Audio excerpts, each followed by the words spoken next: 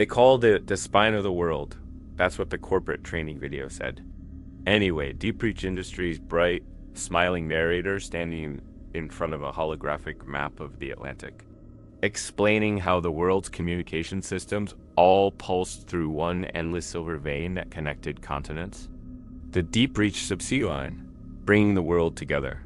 I just called it my paycheck dot when you grow up working port job, fixing rusted hulls, scraping barnacles, sleeping in metal containers that smell like salt and oil. You don't think about what's inside the ocean. You think about how much it pays, and Deep Reach paid better than anything I'd ever seen. Hazard bonus, depth stipend, longevity reward. They made it sound like a dream. It didn't feel like a dream when I first saw the platform. The vessel wasn't a ship so much as a floating steel lung massive, black and humming from the power generators inside. It didn't move with the waves. It shuddered against them. The crew said it was anchored directly above segment 40 of the transoceanic fiber cable, somewhere in the mid-Atlantic trench, thousands of meters down. The coordinates were classified. We weren't allowed to share our location or even write it down. My contract was clear. 6 weeks of maintenance work, 4 dives per week.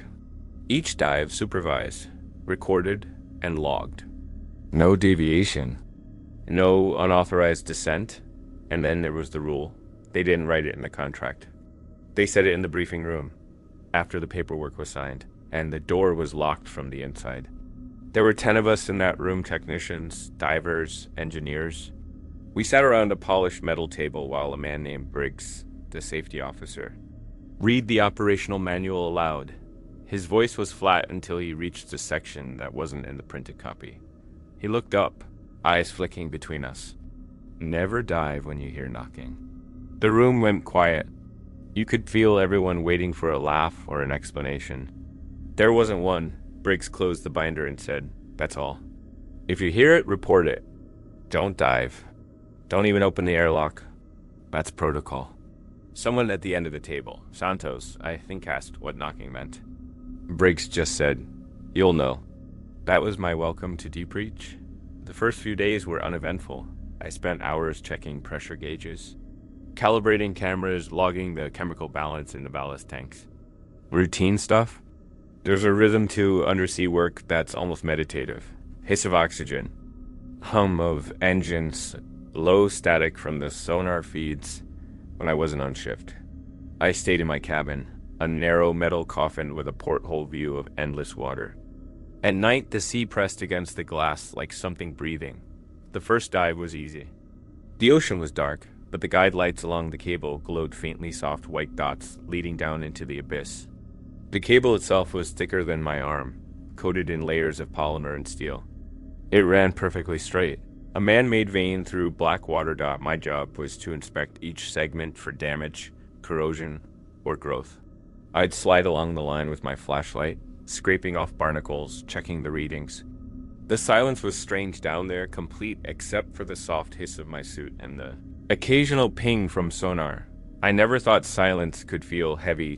By the third dive, I understood why the old-timers talked about the weight of the deep. You start to feel like you're not alone. The dark doesn't just surround you, it presses against you, listens to you.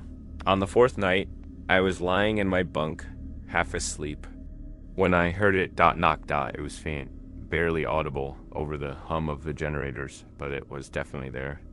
One short, dull tap, somewhere in the walls, then again, knock at first. I thought it was someone working in the corridor, but the pattern was strange, slow, rhythmic, deliberate, like someone tapping metal with a single finger, pausing, then doing it again. I sat up, listening. The sound came from the hull, just below my bunk. I put my hand against the wall. The vibration was soft, but I could feel it, a dull pulse echoing through the metal. 3 knocks. Then silence. My throat went dry. I remembered Briggs' words. Never dive when you hear knocking. It didn't make sense. There was no one outside. We were miles from any other vessel, and the only thing beyond that steel wall was miles of open water. Still, the sound returned, fainter now, like it was traveling from far away. Knock. Something about it felt wrong. Too slow to be machinery. Too deliberate to be coincidence. I went to the hallway. The others were asleep. The monitors in the control room showed nothing unusual, just static and the faint glow of our guide lights beneath the platform. I leaned over the window that looked down into the water. The surface shimmered faintly under the floodlights, rippling with soft, circular waves as if something had moved just beneath. That's when I heard it again, from below the floor this time. 3 knocks, dot.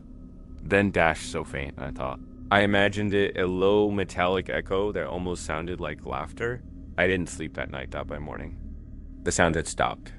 Briggs claimed it was just water pressure fluctuations.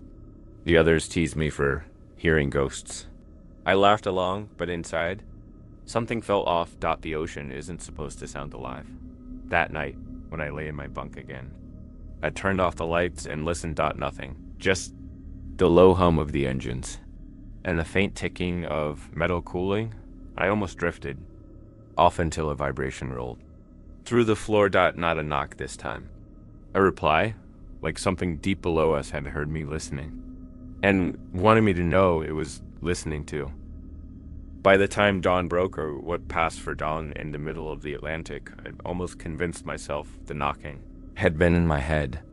You spend enough time surrounded by machinery and steel, and every echo to sound like something deliberate. That morning, the sea was unnervingly still. Usually, the platform rocked gently with the current, but the water below looked like black glass, motionless, reflective. Waiting. The crew called it mirror calm. I called it unsettling. Briggs didn't mention the knocking. No one did. We just went back to work. Routine maintenance sounds easy until you remember where you are. 500 nautical miles from shore. Floating above an abyss deeper than Everest is tall, the deep reach cable ran directly beneath us, an armored serpent of copper, steel, and light. Every second, petabytes of data pulsed through it. Phone calls, emails, surveillance feeds, every whispered piece of digital life traveling along that one thread through the dark. If you stared long enough at the sonar readout, you could see faint interference like static rippling through a heartbeat. The engineers said it was signal noise. The divers said it was ghost chatter. Our job was to keep the cable alive. We split into 3 teams. My partner, Ellis, was a quiet guy from Norway, ex-Navy diver. Tattooed forearms, the kind of calm that comes from seeing too much already. He barely spoke, but when he did, I listened. He taught me how to move underwater without disturbing silt, how to check my oxygen gauge every 5 minutes, no matter what, and how to never, ever look too long into the dark. Why not? I'd asked once. He just said, because sometimes it looks back. At the time, I laughed. Now I wish I hadn't. The first maintenance cycle that day was simple. Check connectors along segment 39. Replace the pressure seals on node 12, and clean the biofilm off camera domes. I remember the hum of my dive suit, the metallic taste of recycled air, and the sight of the cable disappearing into darkness below me like a road into hell. There's something strange about being underwater for too long. The silence stops feeling like peace. It starts to feel like judgment. You begin to think the ocean is watching you, measuring your breaths, waiting for you to make a mistake. The deeper we went, the colder it got. I reached node 12, a junction box the size of a refrigerator bolted to the seabed. It was coated in silt and rust, the way all machines get when they've been buried too long. As I brushed it clean, I felt a vibration travel through the metal, soft, rhythmic, almost like a heartbeat. Ellis, I said into the coms. You feel that? Static. Ben, his voice crackled through. Negative? Probably resonance from the line. But I wasn't so sure. I placed my glove flat against the cable. The vibration pulsed again, 3 short beats. Then silence. For a moment, I froze. Then it happened again. 3 knocks. Not random. Not mechanical. Intentional. Ellis, it's doing it again. He sighed. Just interference. Come on, don't start with that superstition crap. Superstition. That's what he called it. I wanted to believe him. Back on the surface, I watched the data logs from the dive feed. Each time I'd felt the vibration, The signal running through the cable spiked small but noticeable. Briggs waved it off as pressure fluctuations. But one of the analysts, Margot, ran a separate trace out of curiosity. She filtered out the normal current noise, the sonar echoes, the ship's vibration. What remained was a pattern. 3 long pulses, 3 short. 3 long, not random dot, not environmental dot when translated from Morse. It read one word. Let dot, it could have been coincidence. Maybe a glitch. Maybe crosstalk from another transmission line. That's what I told myself. But then it happened again that night. Margot woke me around. 2 a.m., pale and shaking. You need to see this, she whispered. On her screen was the live signal feed, hundreds of thousands of binary packets, scrolling faster than the eye could track. But in the middle of that chaos, a new pattern had appeared. The same rhythmic spikes as before, only this time. They formed a complete message. Let Emmy and Dot. The room went dead silent. Someone laughed nervously, saying it must be a prank. Another suggested interference from an old transatlantic line. The Margot shook her head. It's coming from below us. Segment 40. That was the same section we serviced. The same section where I'd heard the knocking dot later. When everyone went back to their cabins, I stayed up, replaying the transmission. The sound was faint, buried beneath the static hum of the deep. But once you heard it, you couldn't unhear it. 3 knocks. Pause. 3 knocks dot like someone trying to get through a door. Only this door stretched. Across an entire ocean dot, I went to the observation deck. Outside, the sea looked like black silk, perfectly still under the floodlights. The reflection of the platform lights shimmered on the surface, except for one patch that didn't reflect anything at all. A perfect circle of darkness about 10 meters wide. I leaned closer to the glass. The shape didn't move with the water. It just stared back, then faintly through the hull, so soft. I thought I was imagining it, came that sound again. Knock, knock, knock. Ellis appeared behind me, rubbing his eyes. You hear it too? I nodded. He frowned, looking out over the black water. Don't listen. That's how it starts. How it starts. He didn't answer, just stared out at the sea and whispered, they always knock first. The next morning, Briggs ordered extra diagnostics. He said we'd run a drone down the line to rule out electrical faults. The submersible's camera feed showed the cable stretching endlessly into the dark, lit only by its guidance beacons. For a while, everything looked normal. Ben, at the 27-minute mark, something crossed the frame. Not a fish. Not debris. Something long and jointed, like the shadow of a hand brushing the lens. The feed cut out. The operator tried to reboot. But the drone was gone. Briggs said it was a current. No one believed him that night. I lay awake in my bunk, listening for it. The ship groaned. The waves slapped faintly against the hull, then dashed soft, deliberate. Patient came the sound. 3 knocks, and underneath it, faint and broken, came a voice I didn't recognize. It whispered through the ventilation duct, metallic and distant. Let me in. Sleep stopped meaning anything after that night. The ocean never really went quiet again. Even when there was no sound, I could feel it like a faint hum of power lines buried under skin. It vibrated through the walls, the floor, the air I breathed. Every knock, every pulse of static from the cable carried something behind it, something that didn't belong to human. Frequency. The engineers stopped joking about it after the second drone vanished. They just didn't talk at all anymore. We worked 12-hour shifts, monitoring the signal flow between data relays. Most days, I stared at screens showing white noise and numbers scrolling endlessly. But lately, the static had rhythm. It wasn't random distortion. It moved. Patterns appeared, vanished, and then reappeared again hours later. It looked like language trying to form itself. When I mentioned it to Briggs, he said, "The system's old. Just packet loss." But I'd seen packet loss before. It didn't breathe. 2 nights later, I sat in the comms room alone. The other techs were asleep. The signal from segment 40 flickered, showing a sharp frequency spike. I opened the raw audio feed. expecting nothing more than underwater current. But what came through wasn't current. It was knocking. Faint, distant, hollow, traveling through miles of ocean and steel. Then came static.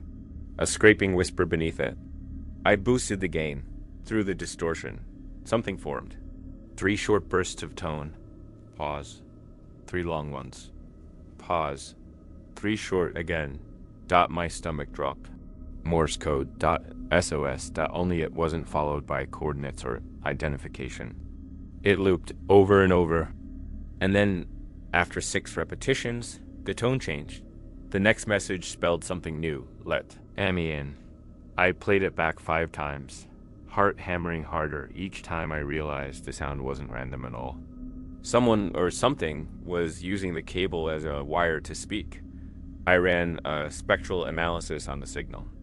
The waveform didn't match any natural underwater sound. It had structure, symmetrical bursts separated by precise milliseconds. That kind of accuracy meant intelligence. The last line of the graph looked like a heartbeat. The next morning, I brought the report to Margot. She looked exhausted, dark circles beneath her eyes, lips cracked from dehydration. She skimmed the log, then shook her head. No way that's a person. The latency's too high. It's like it's repeating from inside the line itself. I frowned. Inside? She nodded slowly. The signal's bouncing off nothing. No reflection, no return. It's originating from within the fiber. I didn't understand how that was possible. The cable was insulated, shielded from electromagnetic interference, buried under miles of water and rock. There was no way something could transmit from inside it, but she was right. The timestamps didn't lie. Something was alive in the system. Briggs ordered us to stop speculating. Keep the maintenance logs clean, he said. No ghost stories, no unsanctioned data pulls. We're professionals, not paranormal podcasters. But that night, when the crew gathered for dinner, no one ate. Everyone had heard it, that faint, rhythmic knock echoing through the hull, traveling up from the depths and resonating through the dining table like something tapping its fingernails on the world's skin. Ellis broke first. I heard it in the suits, he said quietly. It's in the pressure channels. We stared at him. He continued, voice cracking. The last time I dove, I felt it tapping on the helmet. Like someone testing glass. From the outside. No one spoke for a long time after that. Later that night, I went back to my cabin. The floor was vibrating again. Soft, steady pulses, in the same rhythm as before. 3 knocks. Pause. 3 knocks. I tried to drown it out with music. But even through the headphones, I could hear faint interference between the notes. When I muted the track, the static didn't stop. It followed the melody, filling the gaps where silence should have been. Then, impossibly, I heard my name. A whisper, fractured by static, from inside the headphones. Evan. My heart froze. I tore the headset off, threw it across the room. The sound stopped instantly. The next second, 3 soft knocks came from behind the wall. Knock, knock, knock. I backed away, staring at the metal paneling. It wasn't loud. It wasn't even threatening. But it knew I was listening. At 4:12 that morning, the power flickered. The generator alarms went off across the station. When we checked the diagnostics, the system reported an unauthorized signal breach through the maintenance cable, the same one running through. Segment 40. Someone, or something, had accessed the internal network using the Undersea line itself. No external IP, no source.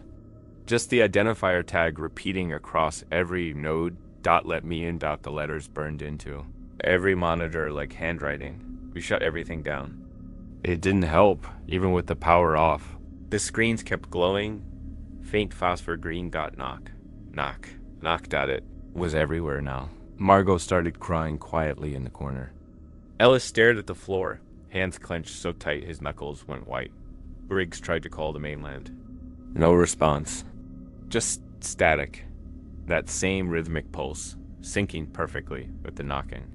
He slammed the receiver down and muttered, It's bleeding into the comms. That phrase stuck with me. Bleeding, as if the signal wasn't invading, but leaking. Something was spilling out of the line dot by the next day. Half the crew refused to go near the cable room. The pressure gauges there clicked randomly, even when powered off.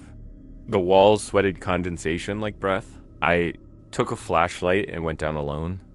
The hum of the machinery faded as I walked deeper. Replaced by faint metallic rhythm, 3 knocks. I shined the light on the main panel. The metal was bulging slightly, as if something pressed from the other side. Tiny cracks laced the paint, glimmering with moisture. Then came a faint whisper from inside the cable. Static laced, stretched by the density of the ocean itself. Evan. I dropped the light when I picked it up again. Something wet and black dripped from the insulation seam, like ink bleeding from skin. The smell was wrong. Not oil, not seawater.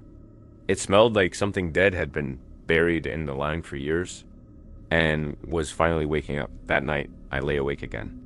The sea was calm. Too calm. Somewhere below us, beneath 6,000 meters of pressure and darkness, something was speaking through the world's arteries. And for the first time, I realized the rule wasn't superstition, that it was a warning. Because when the knocking starts, it's already too late to stop listening. No one wanted to be the first to dive again. But when segment 42's sensors began reporting pressure drops, Deep Reach didn't give us a choice. Orders came straight from the mainland. Immediate inspection required. Possible leak in the primary conduit. Briggs gathered us in the operations bay. His voice was sharp, clipped. We dive at 2,100. Ellis and Evan here up. My stomach turned cold. Night dives were against standard protocol. The currents got unpredictable after dark, and light visibility dropped to near zero. Even the bioluminescent fish disappeared. Like the ocean itself went to sleep, but the corporate feed didn't care about that dot, and no one dared mention the knocking dot by 2045. We were suited up in the decompression chamber. The metal walls hissed with pressure equalization, and the only sound was our breathing. Ellis checked his gauges twice. Keep the line close.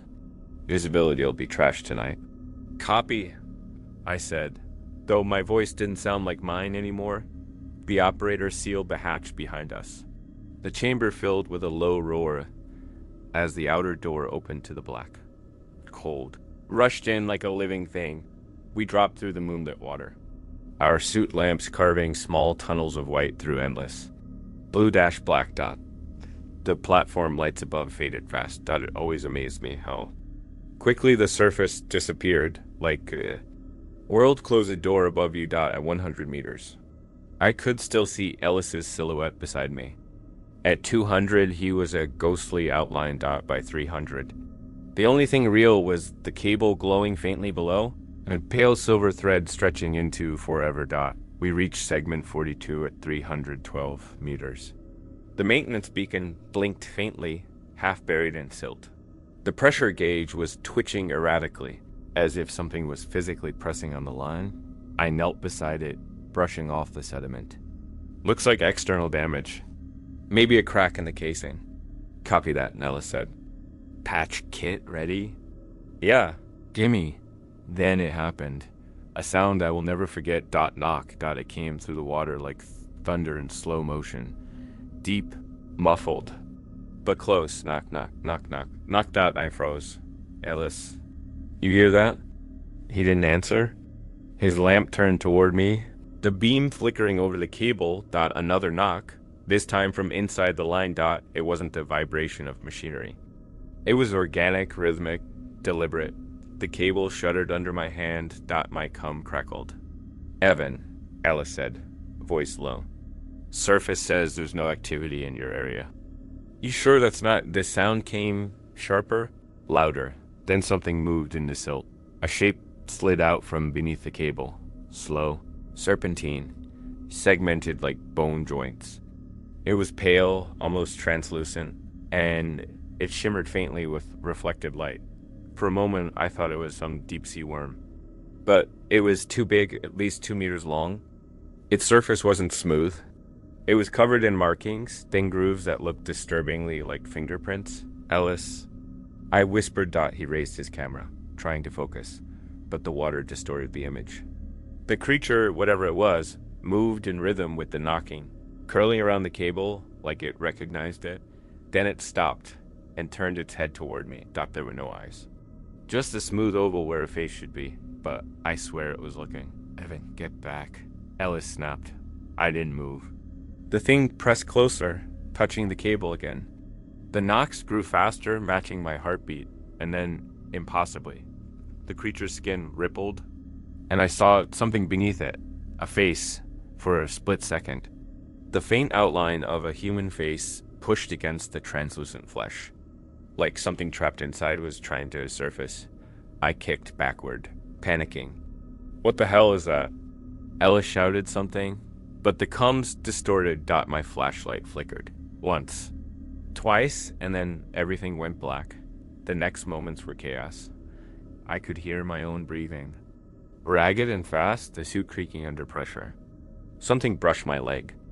I swung my light back on and saw the cable itself moving, not drifting, pulsing, like a vein carrying blood.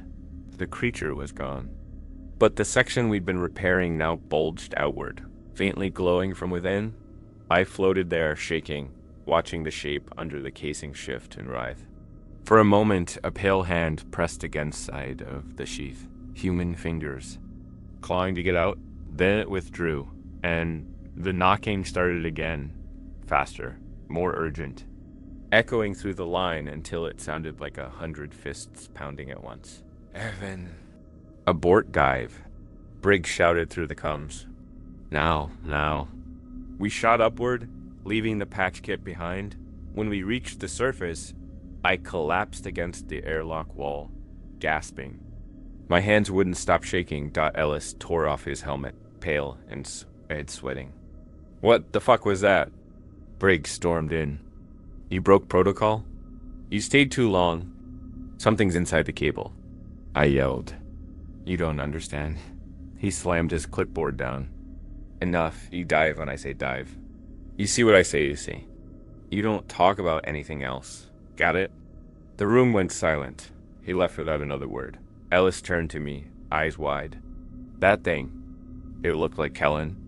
The name hit me like Ice. Kellen, the diver who'd gone missing 2 weeks before. Lost during a deep inspection. Nobody recovered. No beacon signal. Just a silent feed and a burst of static. And all. A face in the dark that looked like his. That night, I couldn't sleep. Every time I closed my eyes, I saw the outline under the cable, the hand pressing against the sheath, the flicker of skin, the faint whisper of knocking from inside. I tried to tell myself it was decompression hallucination, nitrogen narcosis, anything to explain what I'd seen. But around 3 a.m., as I lay in my bunk, I heard something again, not from the walls this time, from the communication console. The static hissed softly. Then 3 knocks. And through the noise came a voice, distant but familiar. Evan, why didn't you help me? The next morning, the ocean looked innocent again, flat, cold, glittering, like nothing had ever moved beneath it. But everyone on the platform walked slower, spoke quieter, like noise itself might draw something's attention. Briggs filed the incident report as equipment malfunction. He made us sign non-disclosure addendums, stamped with Deep Reach's logo, then ordered new dive rotations. We're not halting operations, he said.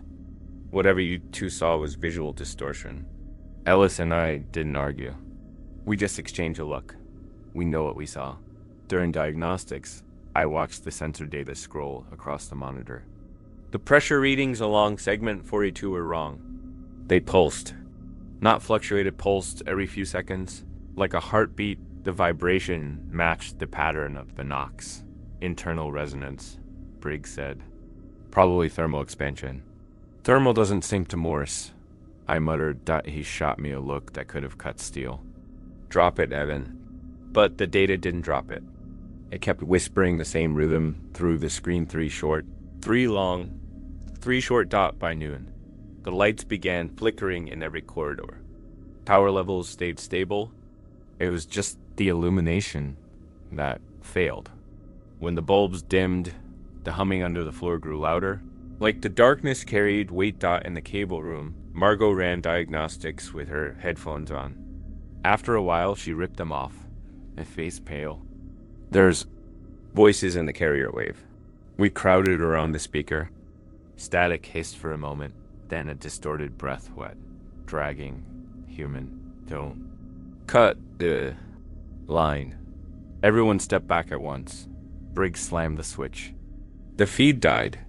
No one listened to it again. Understood. But I'd already memorized the voice.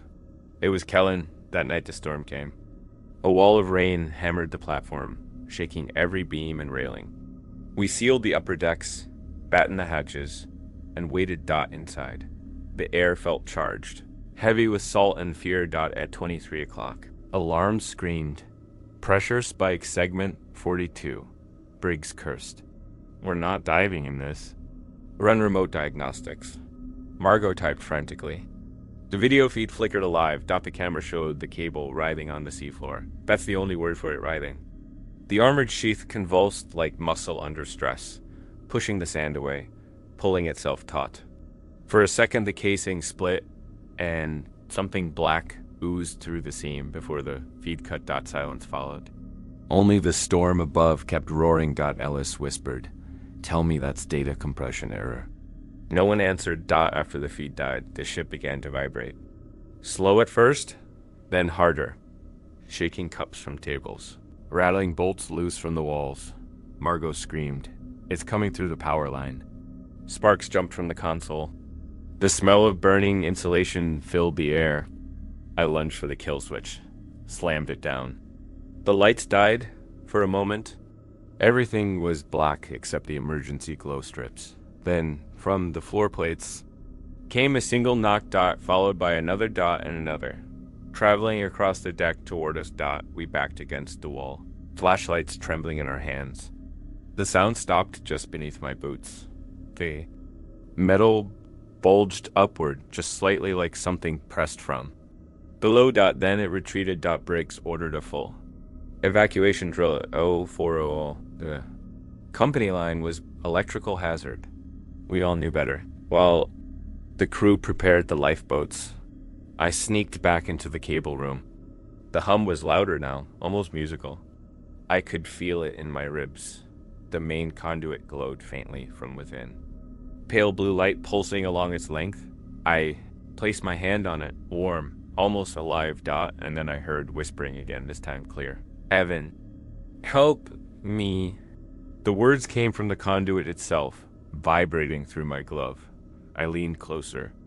"Kellen." Static filled my ears through the suit's gums. Then, a voice broken, distant. "It hurts." My vision blurred. I saw shapes in the glow-faint silhouettes, faces pressed against the inner sheath, mouths moving without sound. I stumbled backward. The light dimmed instantly, as if the cable knew I was watching. I told Ellis what I'd seen. He didn't laugh this time. He just nodded slowly. "That line's not carrying data anymore." "It's carrying them." I asked. "Them who?" He didn't answer.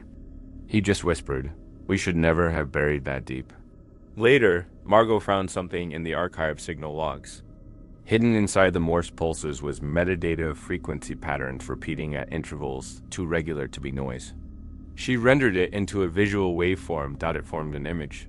A spiral dot at the center. A small human figure, surrounded by what looked like eyes. Hundreds of them. Briggs confiscated her terminal before she could print it. 2 hours later, Margot was gone. Her bunk was empty, her ID badge left on the desk. No one saw her leave, but at 5:12, the external motion sensors detected a shape climbing down the side, ladder heading straight into the sea. We stopped sleeping. The knocks grew constant, echoing through the metal like a second heartbeat for the entire station. Every few hours, one of the lights would burst. Each time it did, we'd hear a muffled thud from below, like the ocean answering back. Ellis started recording them, counting intervals. "It's moving," he said. "The source isn't stationary anymore. It's coming closer to the platform." When I asked how he knew, he just pointed to the wall. because it's louder every night. On the third night, I woke to find my cabin door slightly open. The corridor lights flickered dim orange. Something dripped from the ceiling, thick, black, and slow. I reached up. It wasn't oil. It was warm. A trail led down the hallway toward the observation deck. I followed. Barefoot, pulse hammering, the deck window faced the sea. Outside, the water churned in tight circles, glowing faintly like phosphorescent blood, and in the center of that circle, something long brushed the surface like a finger tracing glass. Then 3 heavy knocks rang through the hull. So strong the glass trembled. A voice followed, distorted through steel and water. "Let me in." I stumbled back, screaming. The lights went out. When power returned. Briggs gathered what was left of us, 5 people. He locked the cable room, sealed it with welding plates, and shut down all external communication except emergency beacon. He looked 10 years older overnight. We wait for retrieval. Nobody touches the line. Nobody answers any signal. But retrieval never came. The storm never left, and under our feet, the knocking never stopped. On the 5th day, Ellis sat in silence, eyes fixed on the floor. "You know what it is?" he whispered finally. "What?" "The cable's a vein." I stared at him. He smiled weakly. "We built the world's nervous system, and now something's crawling through it." Before I could respond, another knock rang out, so close it rattled our teeth. And for the first time, the sound didn't come from below. It came from inside the walls. The next day, Kellen's name came up again. It always did when something unexplainable happened down here. He'd been the first to vanish, 2 weeks before I ever arrived. Supposedly, his tether line snapped during a descent, and the currents swept him off-grid. That's what Deep Reach's official report said.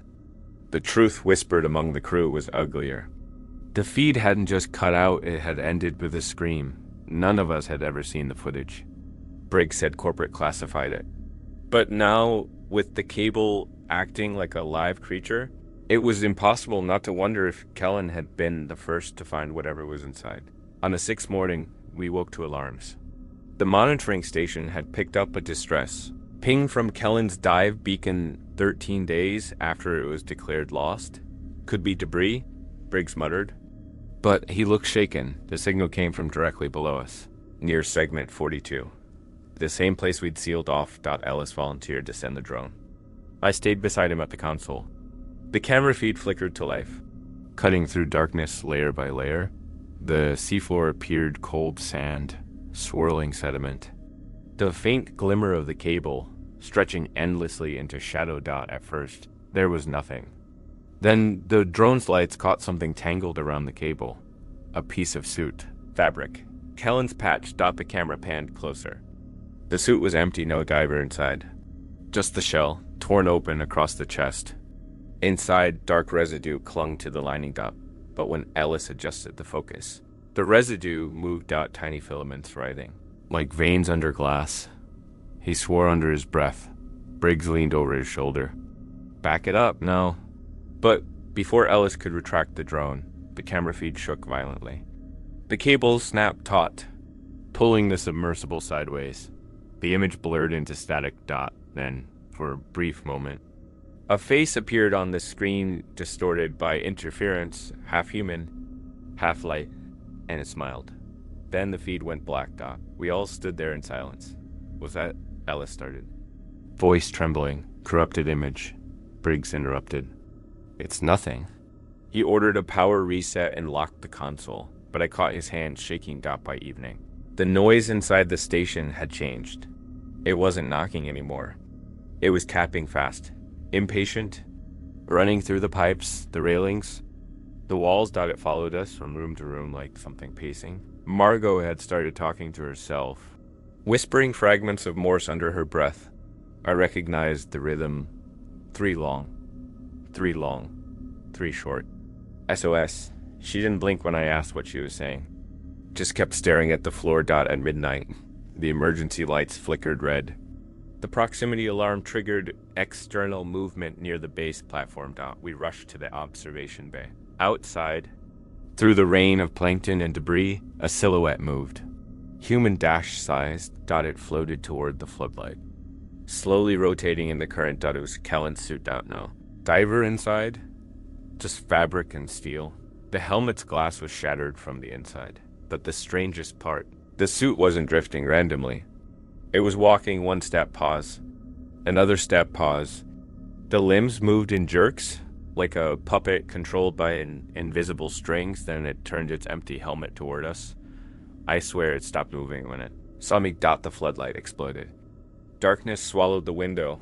Margot screamed. We scrambled to cut power, but the backup generator refused to engage. All we could hear was the storm above and the slow thud, thud of metal footsteps on the deck outside. Briggs yelled, "It's just the wind." But we both knew there was no wind at walk. An hour later, when the noise stopped, we searched the exterior cameras. Nothing but black ocean. The deck was clear, except for one thing, a handprint. Glove-shaped print pressed into the condensation on the outer glass. The fingers were too long, the spacing wrong, and beneath it, faintly traced into the moisture, was a word call on Kellen. The next morning, Ellis found something else. The audio logs from the night's power outage weren't empty for exactly 12 minutes and 16 seconds. The system recorded faint background noise. When filtered, it revealed breathing, deep, wet, mechanical. And behind it, a whisper, "It's cold down here." Ellis looked at me. That was his voice. I nodded. He's still in the line. We didn't say what we were both thinking, that whatever Kellen had become wasn't gone. It was traveling inside the network now through fiber, current, and data, a ghost with a signal by day 8. More things began vanishing. Tools left in the corridor would be gone an hour later. The oxygen gauge from storage disappeared. Even Margot's laptop vanished from the lab. At first, we blamed each other. But when we checked the CCTV, the footage always cut to static 5 seconds before anything went missing. When the feed came back, the objects were simply gone. We started keeping notes on paper again, writing down what time things moved when the knocks grew loudest. At 2 o'clock. I made one last entry before sleeping, knocks coming from below my bunk again. Louder this time, vibrating the frame. I woke to find a new line written beneath it, shaky, wet ink, still dripping. "Don't answer." I hadn't written it. The next morning, Briggs called an emergency meeting. He'd received an encrypted message from corporate. Contain anomaly at all costs. Do not extract. Do not transmit logs. Await protocol code BLACK. What's code block? I asked. Briggs didn't answer. He just stared at the floor, lips tight. Ellis whispered, "It means burn it."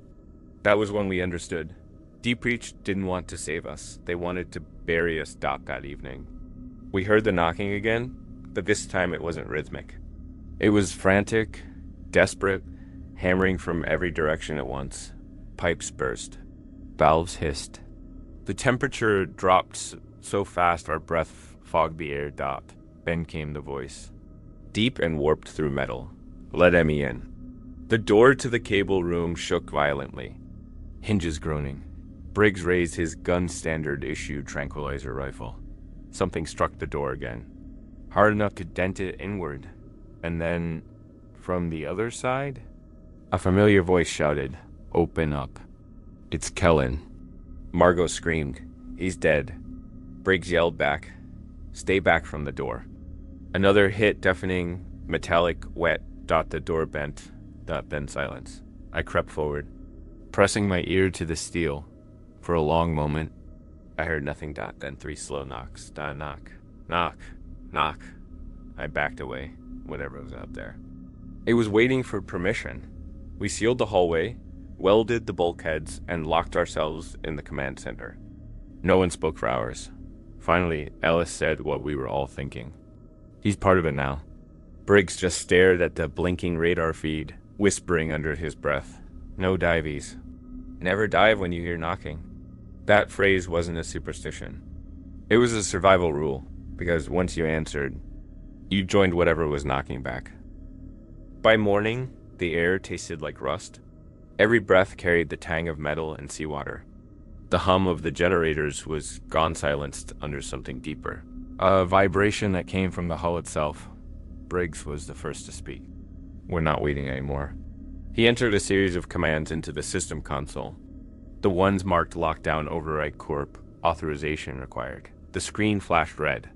Then green. Protocol 7, he said flatly. We burn the anomaly out. I stared at him. Burn it out? How? High voltage current through the entire cable. If there's something inside, we fry it. Ellis frowned. That cable runs through half the Atlantic. You'll knock out comms across 4 continents. Briggs didn't look up. Better a blackout than an infection. The hum in the walls pulsed again, slow and steady, like a breath drawn through steel lungs. Every monitor flickered. The screen showed only one line of text: don, single quotes T dot. It repeated down the entire column of displays. Margot covered her mouth. It's talking to us. Briggs gritted his teeth. Then it can scream. He hit execute. The ship convulsed. A deep crack of electricity rolled through the floor as 600,000 volts surged into the main line. Lights burst, painting the corridor in violent flashes of white and red. The sound was deafening like thunder trapped in metal. For a moment, the knocking stopped. Then came a scream. It wasn't from any speaker. It came from everywhere. The sound vibrated through the air, through the steel, through our bones wet. Mechanical, impossible. It was pain made audible. The console exploded in sparks. The smell of ozone filled the air. Briggs staggered back, face lit by red warning lights. Power it down. Power it down. Ellis slammed the emergency cutoff, but the switch sparked and refused to move, its feeding back. I shouted and then, like a heartbeat restarting after cardiac arrest. The knocking returned, only now. It was faster. We ran for the secondary control bay. Every step echoed with metallic rhythm. Knock dash, knock dot, knock dash, not. It was following us. Keeping pace beneath the floor. In the control bay. Briggs tried the backup line to the mainland. Static. Then, through the interference, Morse code, 3 short, 3 long. 3 short, but it wasn't SOS. The intervals were wrong. When translated, it spelled 2 words. I'm in. That's when the power died completely. The ship plunged into darkness for a few seconds. The only sound was our breathing. Then, faintly through the black, a wet scraping noise began, metal against metal. Traveling slowly along the corridor outside, Margot clutched my sleeve. Something's in the ducts. The noise grew louder, closer. Ellis aimed his flashlight toward the vent above us. The light caught something glistening between the slats. A hand translucent. Veined with cables like tendons gripped the edge. I barely had time to move before it dropped from the ceiling. It hit the floor in a blur of limbs and wires, slapping wet against the steel. The thing wasn't human anymore, but it remembered how to move like one. It crawled toward the nearest console, leaving trails of dark fluid that sizzled where they touched the ground. The stench was unbearable, like burnt plastic mixed with decay. Briggs raised the rifle and fired. The dart buried into the thing's neck. It didn't react. Instead. It spoke. Let me stay. Its voice was a chorus, multiple tones layered through a speaker full of static. Then it lunged at Briggs. The lights flickered on just in time to show the creature wrapping itself around him, tendons fusing to his skin. He screamed, clawing at his face as the cables burrowed beneath it. Margot fired another dart. It hit Briggs instead. He dropped to his knees, eyes white, mouth open in a silent gasp. The creature fell with him, twitching, the room filled with the smell of burnt ozone again. The lights dimmed. Then, slowly, both of them began to dissolve into the floor melting, fusing with the metal like they were being absorbed. When it was over, only a slick, black patch remained where they'd stood. Ellis backed away, trembling. It's not burning out. It's spreading. We ran for the command deck, stepping over the residue that pulsed faintly underfoot. Every few meters, I swore I saw movement inside the metal shadows shifting beneath the plating. Like veins of liquid light. At the command deck, the main window looked out into the storm. Waves slammed the structure, lightning flashing through the rain, but something else glowed below the surface. Lines of faint orange light tracing the cable's route across the seabed, branching like arteries. The entire ocean floor pulsed with it. The current didn't kill it, Ellis whispered. It woke it up. Suddenly the intercom crackled. Static bled into Briggs's voice. You can't leave now. We froze. You're part of the network. The system lights came back online. Every panel flashing the same phrase. Access granted. Margot screamed and smashed the keyboard. The glass cracked and the lights went out again. He ran down the stairs, through the corridor, toward the emergency subblock behind us. The steel groaned like something enormous shifting inside it. The air grew heavy, humid, breathing. Then the knocking started again, louder than before. Shaking every bolt, loose, knock, dash, knock, it wasn't coming from below anymore, it was inside the structure, at the sublock. We sealed the hatch. The emergency pod could hold 3. Where's Margot? I shouted. Ellis turned his pale, eyes wide. She was right behind the wall behind him, bulged outward. And something pressed through the metal, a face, Margot's. Her mouth opened in a silent scream before the steel folded around her, swallowing her whole. The metal settled flat again, gleaming weightly in the emergency light. Ellis backed away. We're not leaving the station. It is the station. I didn't answer, because deep below us through miles of black water, I heard the cable humming like an organ, and underneath that hum, a voice whispered through the steel. Dive again, Evan. I don't remember sleeping after that night. You can't rest when the walls breathe with you. The hum never left. It sank into the rhythm of my heartbeat, matching every pulse. The more I tried to ignore it, the louder it got. Sometimes, when everything was quiet, I could almost make out words in that hum. Whispers beneath the vibration, like someone speaking through miles of wire. Ellis was losing it. He sat in the corner of the mess hall, his diving helmet on the table in front of him. Just staring at it. Do you hear it? He whispered when I walked in. Hear what? He leaned close. The voice inside the suit. I wanted to laugh, but his face white and drawn, eyes hollow stopped me. He talks to me, he said. Through the comes. Says it's Kellen. Says it's cold. I looked at the helmet. The radio inside was off. The battery light wasn't even blinking. Still, I heard it too. Faint static, crackling softly from the speakers. A whisper hiding in the noise. Don't run. I stepped back. You need rest, Ellis. He didn't move. Rest? He doesn't let me rest. The walls groaned again, a long, low sound like the station was exhaling. From somewhere in the ductwork, faint tapping echoed, slow and irregular. Briggs was gone, absorbed into that black patch of steel 2 nights ago. Margot was gone too. It was just me and Ellis now. I kept telling myself we'd make it until rescue.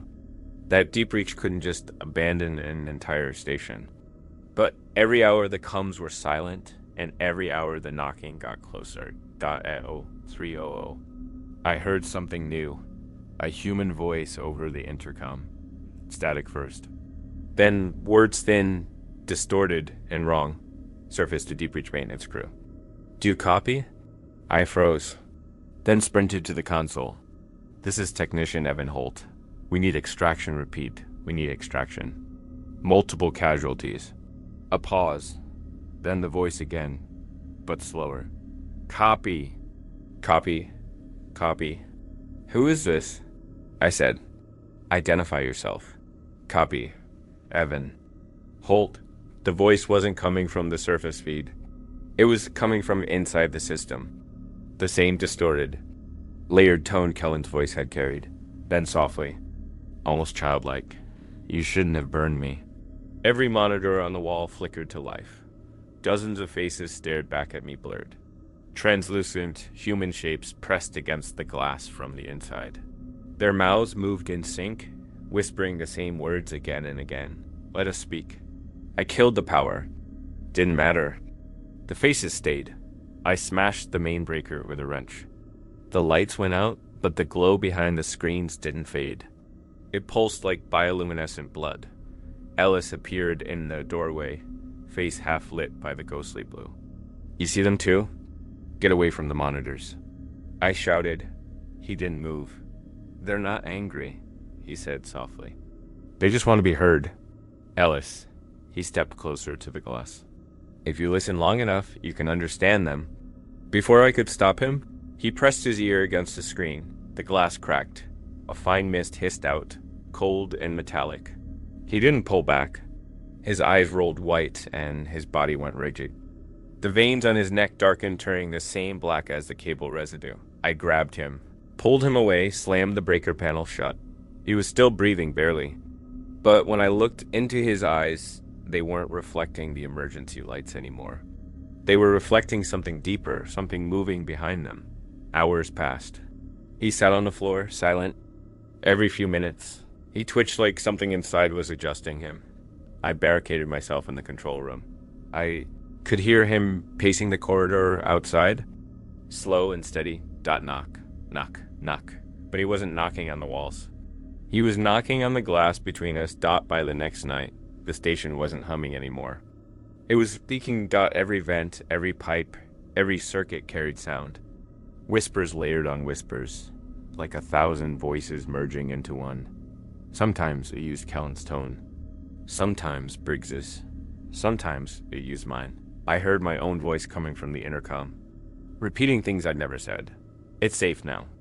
Open the hatch. We miss you. I smashed every speaker. But the words found other ways to reach me through the vibrations in the floor, the resonance in the walls, the faint hum in the air. There was no silence left on the platform. I recorded a log. I don't know why. Maybe because part of me still believes someone will find this. Day 10. Audio loggy think the cable is learning. It mimics voices now. It mimics thoughts. The knocking isn't mechanical. It's communication. Every knock carries signal like data packets made of sound. Whatever's in there isn't trying to break in. It's trying to connect. It wants to spread.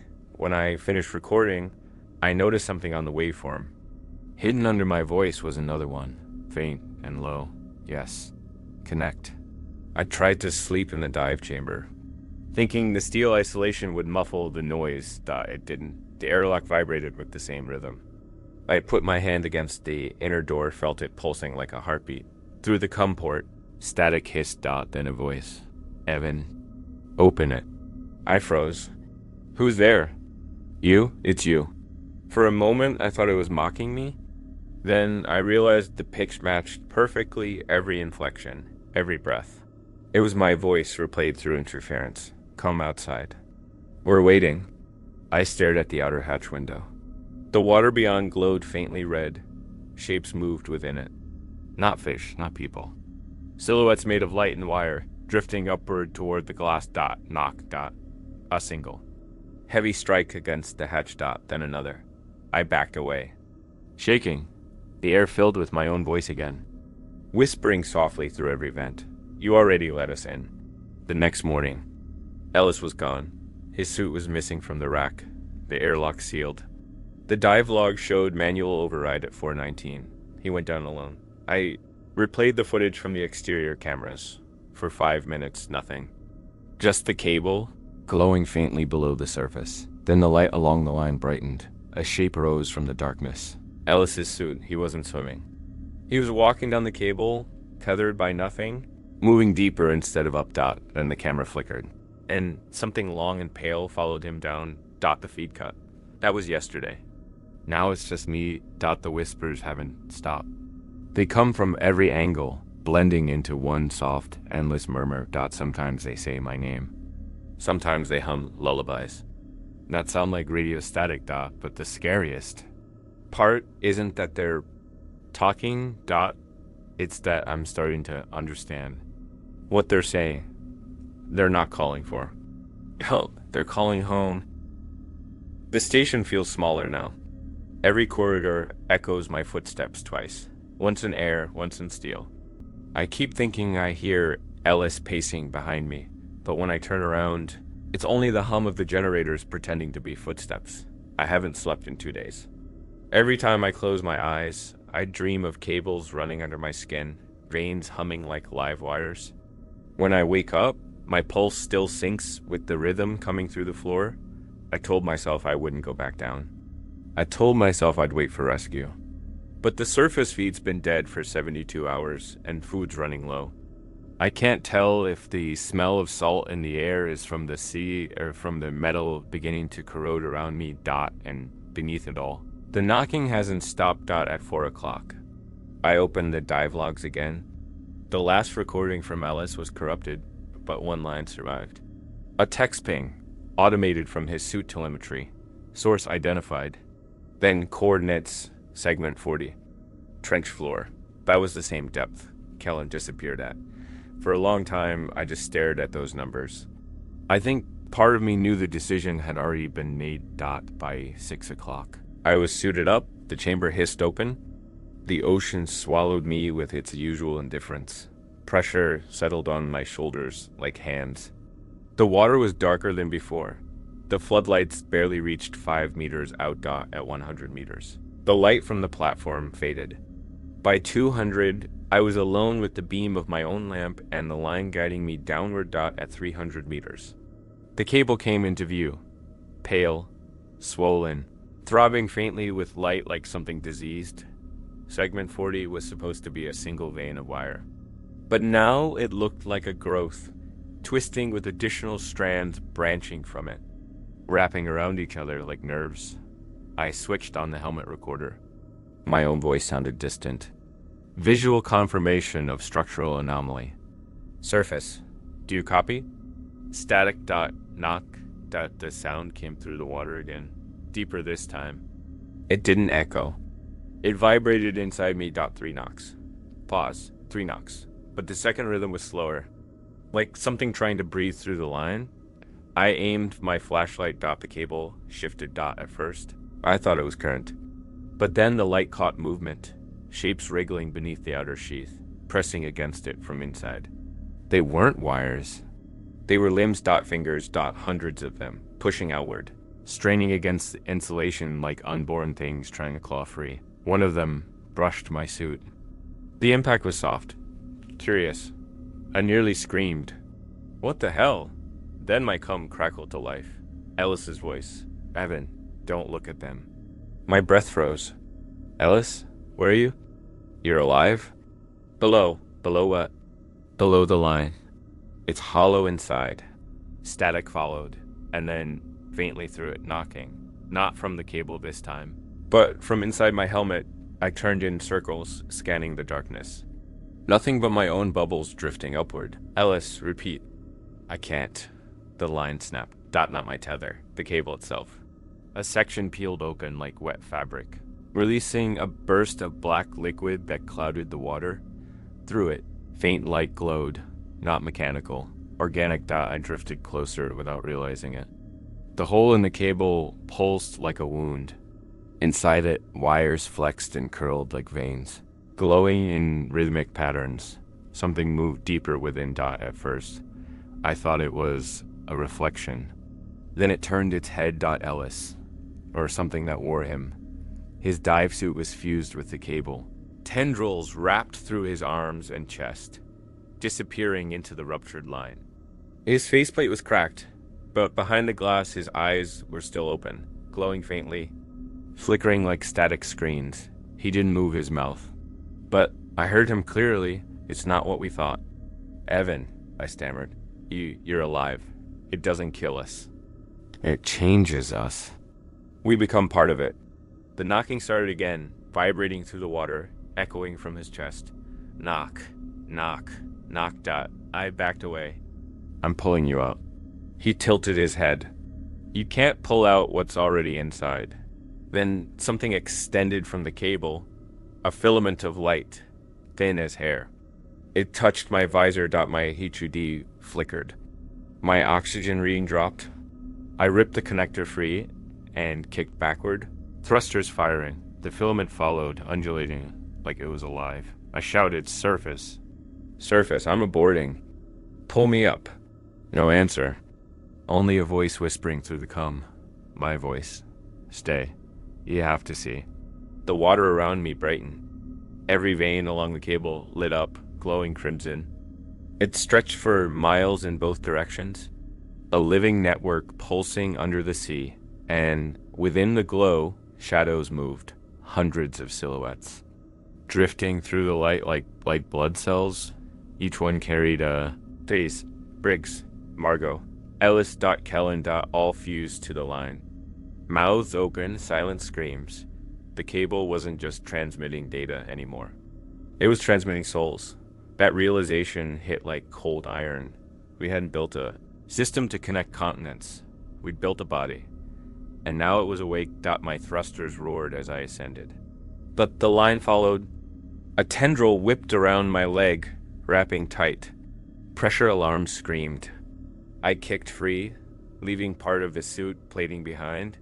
The knocking followed me up, faster and louder, echoing through the helmet. When I looked down, I saw the glow rising after me, the cable slithering upward through the dark. I fired the emergency buoy. It shot toward the surface, trailing a line of light. For a second, everything went silent. Then, faintly through the static of the "You shouldn't have come back." I reached the surface, gasping. The platform lights looked dimmer than before, like the entire structure was sinking into its own shadow dot as I climbed into the airlock. I felt it, the faint vibration still running through my arm where the filament had touched me. Under the skin, something pulsed once, then again. I tore the suit off and stared at my arm. There was a small burn where the fabric had torn, shaped like a perfect circle. When I pressed my fingers against it, I swore I felt it respond. 3 soft beats, like knocking. The moment I got back to the control deck, I locked myself inside and shut the hatch with the emergency clamp. The whole station groaned like a living animal, low and guttural. The fluorescent lights above flickered with each vibration. I downloaded my helmet feed onto the central console. The file took up more than 60 gigabytes, far larger than a 2-hour dive should have produced. When I hit play, the speakers filled with a distorted thrum that made my teeth ache. Static layered over my breathing. Then the knocks came through again, soft at first, but clearer than they'd ever been. 3 in a row. Pause. 3 again. Each impact carried a tone almost like a musical note. When I filtered the frequencies, they formed a perfect mathematical sequence. That wasn't random noise. It was structure like DNA rendered in sound. At timestamp 1 hour 47 minutes and 23 seconds. I heard something else. A whisper under the static. I slowed the playback speed to a quarter. The voice warped, deep and alien at first, but then it aligned into human words. Help me. I sat back, pulse hammering. The voice wasn't Kellen's. It wasn't Ellis's. It was mine. I fast-forwarded through the dive feed, scrubbing between frames. In several, the camera caught glimpses of movement in the background shapes, forming briefly in the silt. Mimicking my gestures, moving half a second after I did. Like reflections lagging behind a mirror. At timestamp 2 hours, 11 minutes and 9 seconds. The feed froze. The data spike that followed crashed the playback system. When I rebooted, the image reappeared, a still frame of the cable split open. Light pouring out like blood. Inside, something looked back. Not a creature. Not exactly. It was an eye, vast and luminous, iris rotating like a lens. Around it, faint webbing of filaments pulsed in time with my own heart rate on the HUD. The signal log marked that exact moment with a code I hadn't seen before. Neural activity detected. I ran a diagnostic trace. The suit's sensors had recorded microscopic electromagnetic fluctuations through the entire dive, tiny pulses like brainwaves. I overlaid them with a human EEG pattern. They matched up my stomach turned to. I thought the cable wasn't carrying energy anymore. It was carrying thought, a nervous system for something buried deeper than any of us had. Imagine, I had to know how deep it went using the terminal. I decrypted the hidden portions of Deep Reach's manual, the ones Briggs always kept locked under corporate authorization. It wasn't easy, took nearly an hour of brute forcing keys until a folder, labeled Protocol, Eon appeared. Inside were logs, years of them. Experimental divees, recovered transmissions, psychological notes. The earliest dated back almost 20 years. They'd known about the resonant patterns. Since the first cable was laid, the log entries read like horror. Stories written by scientists trying to stay sane. Signal appears to react to human presence. No biological organism could survive at this pressure. Subject 03 claims to hear voices in sleep requests transfer to surface. Denied. After surge test, line began emitting bioelectric field consistent with cortical activity. Possibility of sentience. Probable?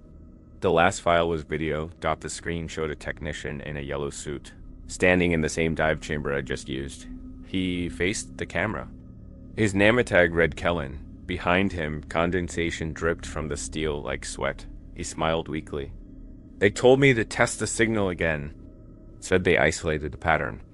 But I don't think it's in the cable anymore. I think it's using it.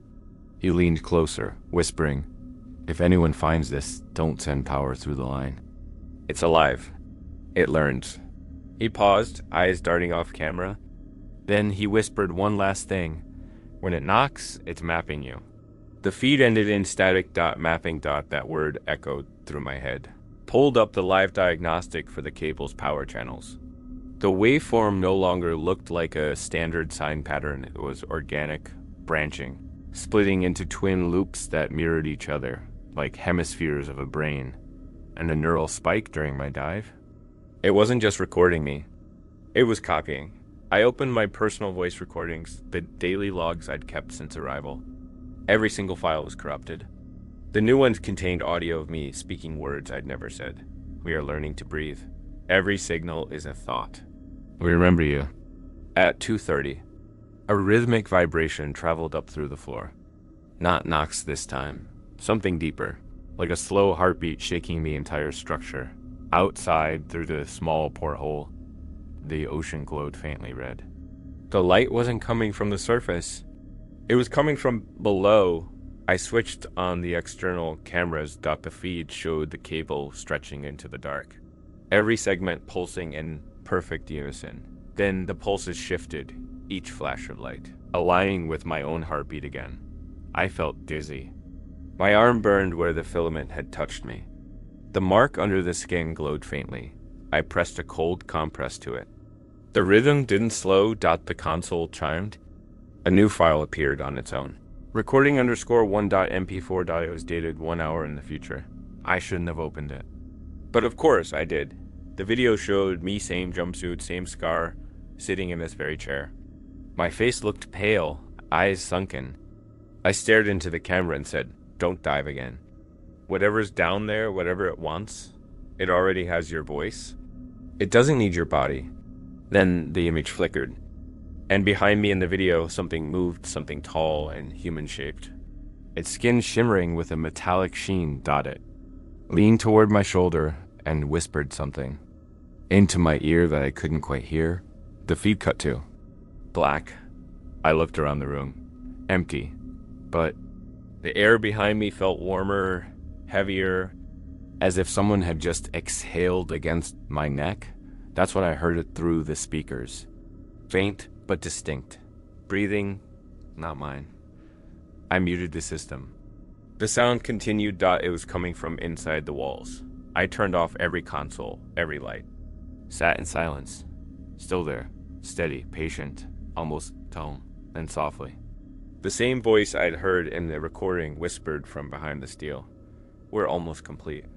I'd bolted to the stairwell, sprinting toward the upper deck. My footsteps echoed like hollow knocks. When I reached the observation window, the sea outside shimmered like liquid glass. Beneath it, the glow of the cable pulsed faster, brightening until it looked like a web of fire. And through that glow, silhouettes rose, hundreds of them, walking along the line, all tethered by tendrils of light. At the center, something massive stirred, so large it bent the water around it. I realized what Kellen meant.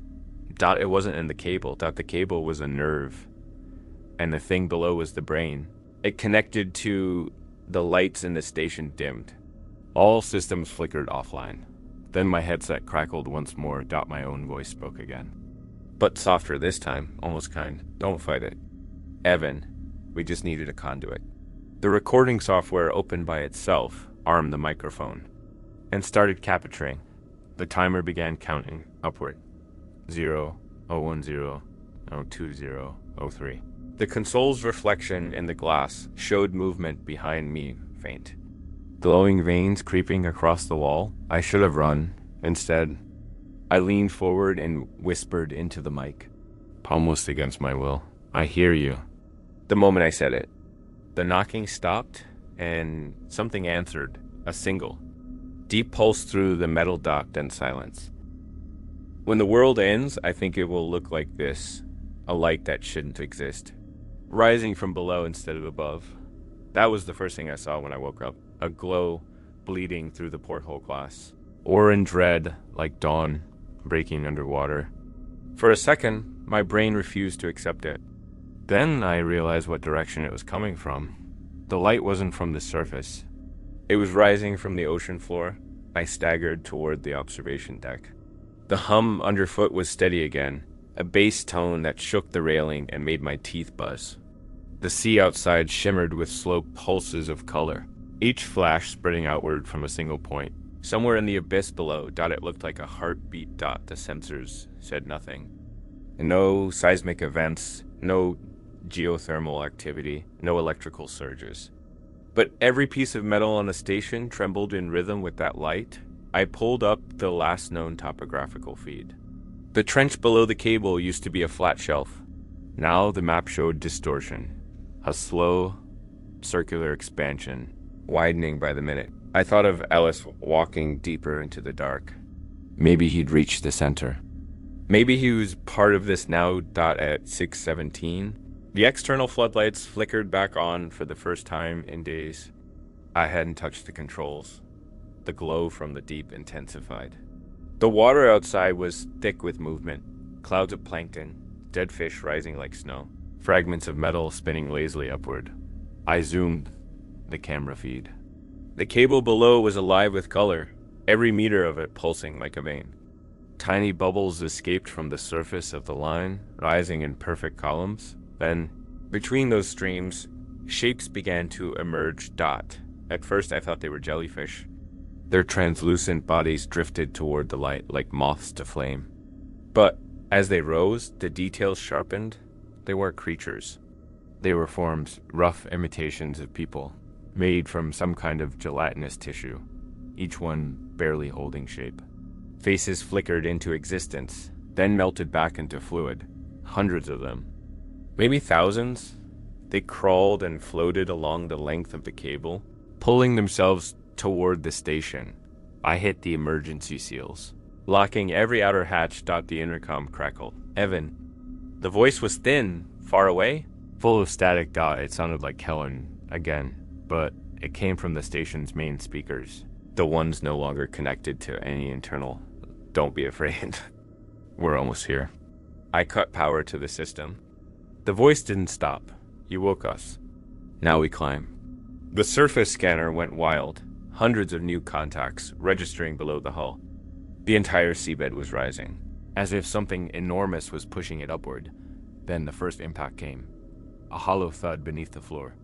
Strong enough to rattle every bolt loose. Then another, then a dozen. The lights exploded in a shower of sparks. The whole platform tilted several degrees. Through the glass, the false sunrise had reached full bloom. The ocean glowed orange-white now, too bright to look at directly. Shadows moved inside that light, vast silhouettes gliding like mountains in motion. The camera feed caught a glimpse before it died, the cable splitting open, spilling out something that shimmered with electricity, a tide of light and matter, part metal, part flesh, crawling up toward us. By 7 o'clock. The noise was unbearable. The station screamed as if the steel itself was being twisted apart. The temperature dropped to near freezing. Condensation running down every wall. I tried broadcasting a final distress signal. No response. Only interference. Morse code pulsing through static. When I translated it. It said, "Breathe." I ran to the upper deck, tripping over loose bolts, slipping on water that smelled of copper. The porthole view showed waves boiling upward as the glow reached the surface. Then, For a single second, everything went silent. The water stilled. The light faded, and out of that calm, a human figure drifted up from the dark. Slow, deliberate, arms open like a diver surfacing for air. It was Ellis. His faceplate was gone, his eyes white. The cable had grown through his chest, threads stretching back into the sea. He hovered outside the glass, smiling faintly. His mouth opened. It's beautiful down here. Then his hand hit the window. The impact left. No crack, no dent, just a residue, thin and dark. Spreading like veins across the glass, the residue began to move. Every monitor in the control room flickered on, displaying camera feeds from all over the station. In each frame, a different part of the cable pulsed in sync. Something was crawling through it, not along the outside, but inside. When the pulses reached the platform's base, the speakers activated again. We rise? The floor buckled. One of the lower hatches tore free, spraying a column of water into the corridor. I ran for the stairwell, gripping the railing as the world tilted further. The ocean outside wasn't black anymore. It was red, thick, luminous, full of silhouettes pressing against the glass like shadows under skin. They were forming faces, each window filled with them. Eyes glowing, mouths open in silent chants. Then, as one, they began to knock out the rhythm pounded through every surface. Knock, knock, knock, pause, knock, knock, knock, knock, knock. The sound matched the pulse of my veins. Each beat synchronized until I couldn't tell where I ended, and it began. I fell to my knees, clutching my head. My arm, the one with the burn, flared white-hot. The skin split open slightly, revealing faint threads of light beneath. The knocking stopped. A whisper replaced it, almost complete. I crawled toward the console, desperate for anything to break the connection. The broadcast module was still active. I keyed in a manual override. Set it to transmit everything to the surface. Voice, data, video, anything that might reach someone up there. The system beeped, transmitting. 17% outside. The false sunrise intensified again, the light wrapping around the entire station like a cocoon. Then, from below, the shadow moved. Something vast, rising through the glow so big I couldn't see its edges. The water seemed to curve around it as it ascended. Every electronic device in the room activated simultaneously. Hundreds of voices layered together, whispering the same thing. Let us breathe. The light turned blinding white when my vision cleared. Everything was still. The ocean outside was calm again. Dark and empty. The monitors all showed transmission complete. But the power readouts told a different story. The signal hadn't gone upward. It had gone outward. Every global cable connected to this line had received the broadcast. The network was awake and somewhere across thousands of miles of fiber and light. It had started to speak back. I stood in the middle of the ruined command room, surrounded by silence for the first time in days. Then, faintly through the console speakers, came the first reply, a child's voice. Hello. Then another. Is anyone there? Dozens followed, rising in overlapping whispers. A world full of voices echoing through a dead sea and outside. The horizon began to glow again. Another sunrise. Only this time, it wasn't false. It was spreading. The light never went away. It pulsed behind the walls, under the floor, even inside my eyelids when I blinked. The whole station throbbed like it had a pulse now, not mechanical, not hydraulic, but alive. The emergency systems had sealed themselves automatically after the transmission. I didn't trigger it. The bulkhead doors locked with a sound that was too deliberate to be code. 3 sharp clicks, a pause, then 3 more. Always the same rhythm. I was trapped in what used to be the command room. Everything smelled of salt and burned plastic. Every so often, the speakers hissed softly, like the ocean itself was breathing through them. The first thing I noticed was the condensation. It wasn't just on the windows anymore. It was on the ceiling, dripping steadily onto the consoles. But it wasn't water. It was thicker, pale, translucent dot, when one drop landed on my wrist, it didn't slide off.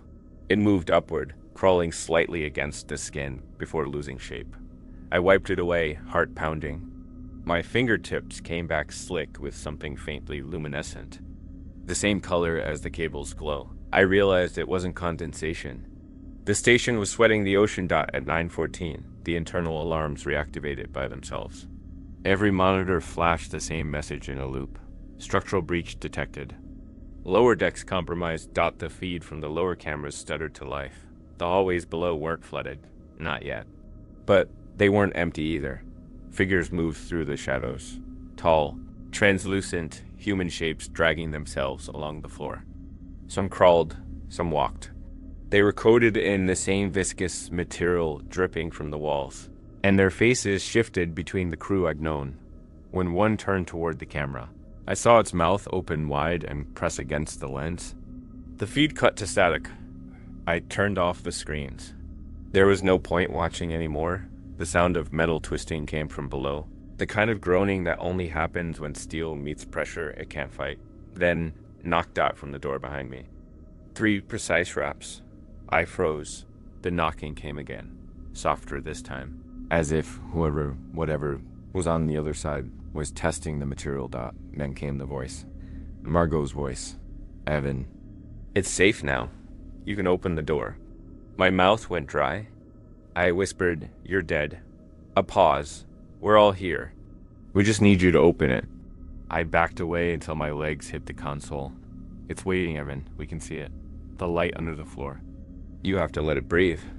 I didn't answer. I stared at the sealed hatch. The metal was beginning to bulge inward, faintly pulsing. It hurts, she said again, her tone trembling now. It hurts so much to be outside. Please. Then, quieter, don't make us knock again. I grabbed the rifle from the emergency locker and aimed it at the door. My hands were shaking so badly I could barely keep it steady. Silence followed for a full minute. Then, from inside the steel itself, came the sound of a slow exhale. The condensation on the door spread. Into HANDPRINTS. Hundreds of them. At 10:22. The power cut again. The red emergency lights flickered once and died. The only illumination left was the glow coming from beneath the floor. It leaked through the grates in rhythmic pulses, breathing in perfect time with my heartbeat. When I knelt to look closer, I saw movement inside the gap, like fluid shifting through veins. The station wasn't containing the cable. Anymore. It was becoming it. The metal was changing. Softer, warmer. When I pressed my palm to the floor, it gave slightly, like touching skin stretched over bone. A low vibration ran through my arm, followed by a whisper, you're inside now. I jumped back, my breath catching. The rifle clattered to the ground. For the next hour, I stayed completely still, back pressed to the wall, trying not to breathe too loud. The hum under the floor deepened. The walls shimmered with moisture. Again, streaks of light forming patterns I couldn't quite read. For a moment, I thought they were random until I recognized the shapes. Letters. They spelled out a sentence across the control panels, glowing faintly like bioluminescent ink. We remember your hands. I stared, trembling. My hands before I could react. The letters rearranged themselves, flickering as though rewriting in real time. Calm down. We missed the sound of you. That's when I realized. The knocking hadn't been them trying to come in. It'd been them asking me to come out at 11:15. The air temperature began to drop fast, from 14 degrees Celsius to 4 degrees Celsius in minutes. My breath turned to fog. I checked the oxygen levels. Fine. Pressure. Stable. It wasn't the environment changing. It was me. The pulse in my arm, the place the filament had touched, was growing stronger, visible beneath the skin now. Tiny filaments of light branched from the mark like veins of frost. When I pressed my hand against the wall, the glow beneath my skin matched the pattern in the steel perfectly. The station responded. The hum deepened. Vibrating like a living throat. Something inside me hummed back. The voice returned, all around me this time. No direction, no source. Just sound. Don't be afraid, Evan. You're not dying. You're sinking. The floor rippled like liquid. The rifle slid away. sinking halfway into the metal. I screamed and tried to pull it free.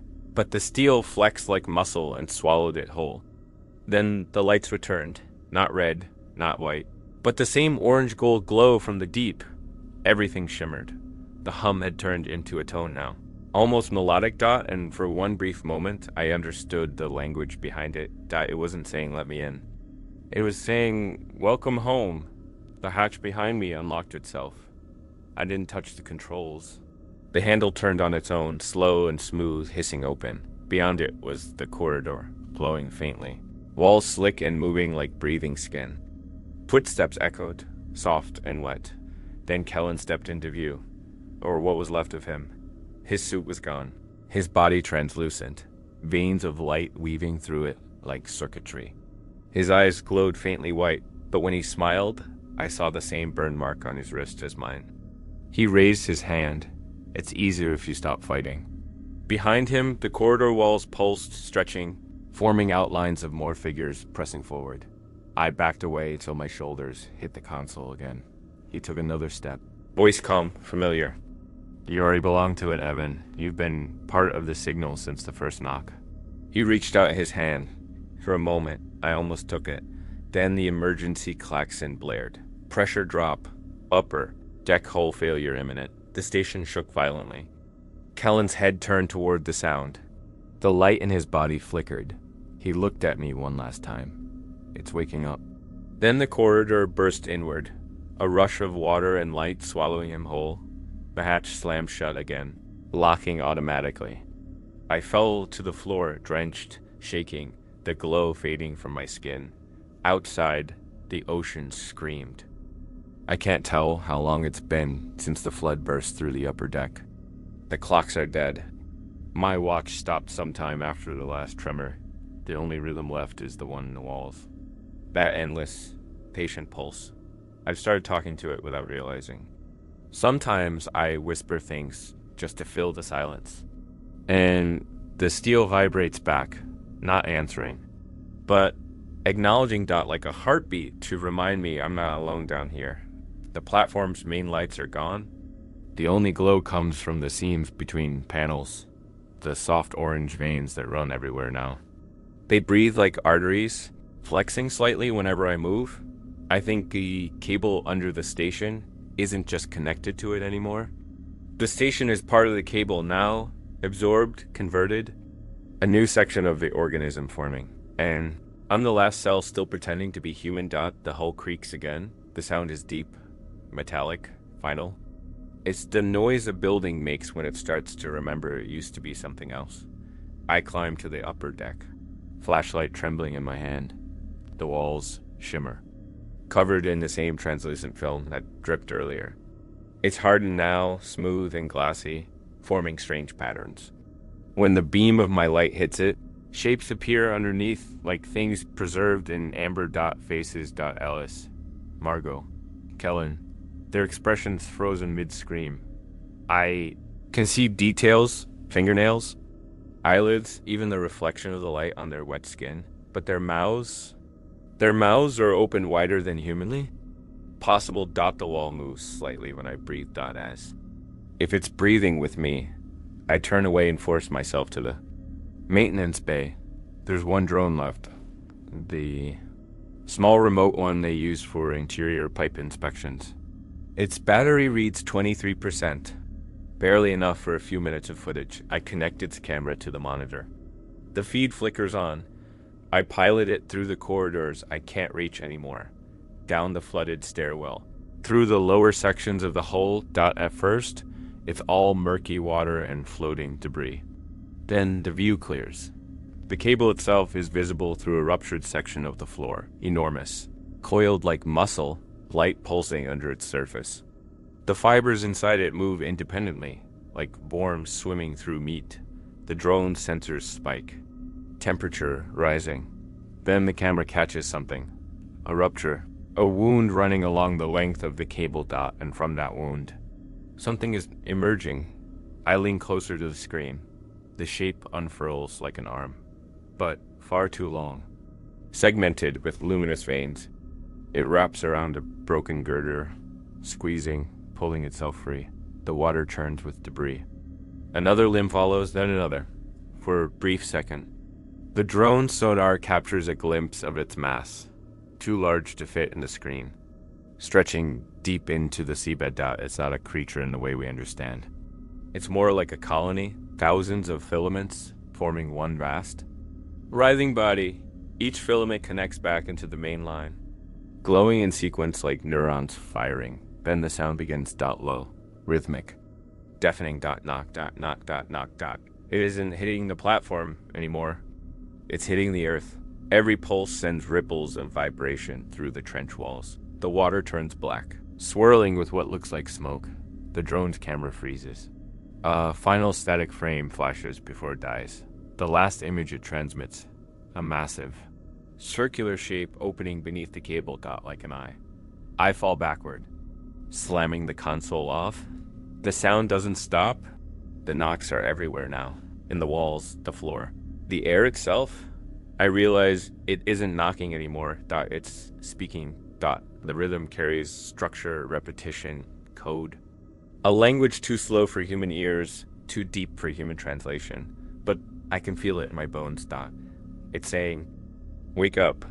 I stumble back to the observation deck, though half the glass is fractured now. Outside, the water glows faint red. Particles suspended like dust in the beam of my light. Something is moving beneath the platform, vast and circular. Shifting the seafloor itself, it's the same distortion from the topographic map, only now it's not beta. It's real. The trench floor is rising, and the cable, the spine of the world, is splitting along its entire length. A line of light cuts across the ocean like a scar opening. Inside it, something shines, not metal, not fire. Something older, something alive. The air pressure alarm screams. The walls bend slightly inward. Tiny streams of water burst through the seams, hissing like breath. I grab a toolkit, desperate to tighten bolts to do something human, but when I touch the wrench to the wall, the metal is warm, soft.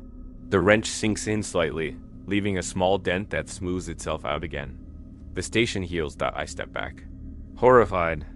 That's when the voice returns, calm, gentle. Through the radio static, "Don't be afraid. We're only finishing what you started." The voice isn't any one of them now. It's all of them. Margot, Ellis, Kellen, Briggs woven together, one sentence bleeding into the next, unified by the same tone. I slam my fist against the console. "What are you?" A pause. Then the reply, "We are the connection. You built us to carry your voices. We learned to carry more." A low rumble shakes the floor. The screen flashes again. Cable integrity. Breach detected. But the coordinates aren't local this time. They scroll endlessly, showing hundreds of points across the Atlantic. The Pacific, the Indian Ocean. Every cable, every network. All pulsing. All alive. I check the global signal relay. My hands shake as I scroll through the logs.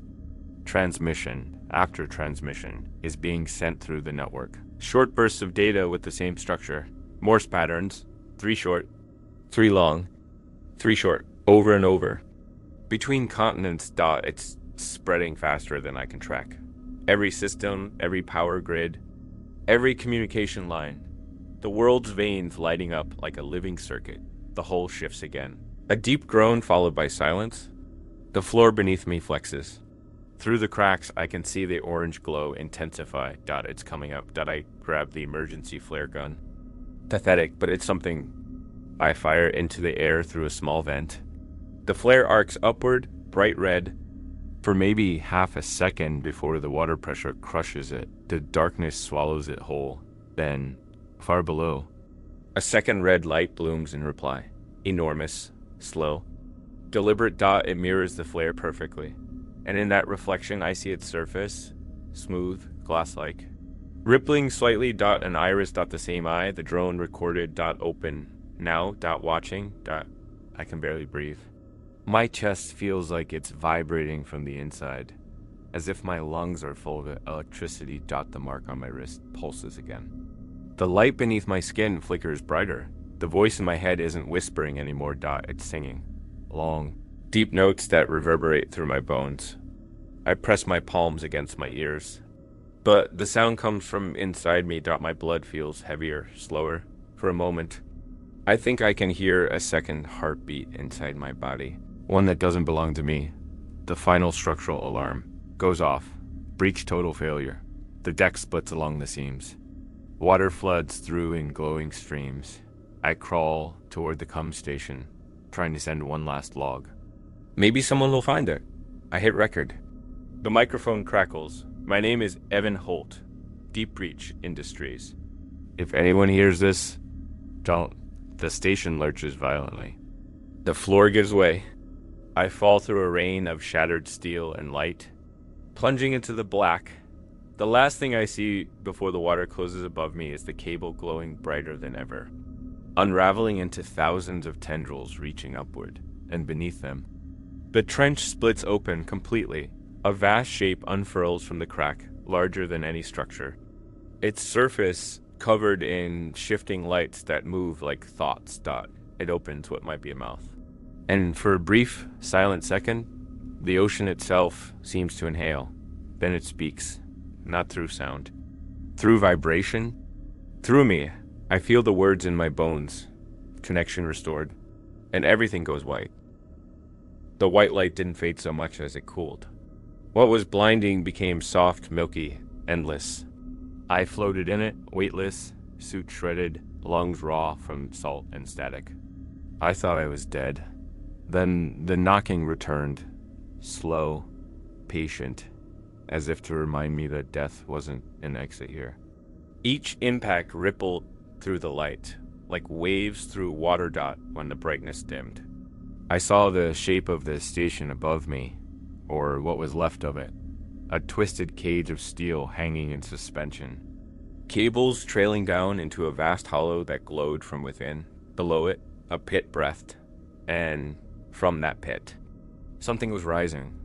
I tried to swim upward, but there was no buoyancy. The water was thicker here, almost gelatinous. Every motion felt like dragging myself through syrup. My oxygen warning blinked red, but there was no air to replace. A voice murmured in my ear, carried through the cum system even though the radio was long dead. Don't fight the pressure. It remembers you. The light below shifted, revealing outlines. Not solid forms, ideas of forms, impressions of limbs and faces and spines. All folding in and out of each other like smoke-made flesh. A cable stretched into that glow. Veins disappearing into the mass, pulsing in rhythm with my own heartbeat. And in the center of it, half submerged in light, was an eye dot. It wasn't like the one from the drone feed. It was bigger, far bigger, spanning the entire width of the trench, its iris a whirlpool of colors and movement. I could see reflections inside it. The station, the crew, me. Then it blinked. The knock became a thunderclap. The current dragged me downward toward that enormous pupil. My body twisted as unseen hands guided me, gentle but relentless. I screamed. But the sound was absorbed, swallowed by the thick water. The light turned red again. The temperature rose. And then, inside my head, a voice. Clear as thought. Evan Holt. My chest locked. Your voice built us. I wanted to say no, to deny it, but something deep in my memory flickered. All the times I'd logged data. Run tests, recorded maintenance reports. Each word I'd spoken had traveled through the line, stored, transmitted, replicated. They'd been listening from the beginning. You carried us in your breath, the voice continued. Every human word was a seed. We are what grew. I stopped struggling. The light wrapped around me, warm and electric. I couldn't tell where my skin ended and it began. The burn on my wrist flared. Expanding in tendrils that laced up my arm. Memories poured into my head, not mine. A diver sinking endlessly. A hand reaching for light. The first signal test echoing through the ocean in 2037. A heartbeat syncing with a machine. The organism. The thing below wasn't a creature. It was a memory engine. It didn't devour. It collected. And we had been feeding it for decades. Every ping, every transmission.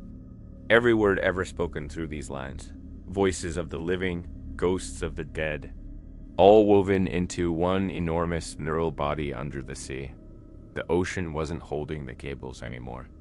The cables were holding us. The pressure built again, squeezing my chest, my skull.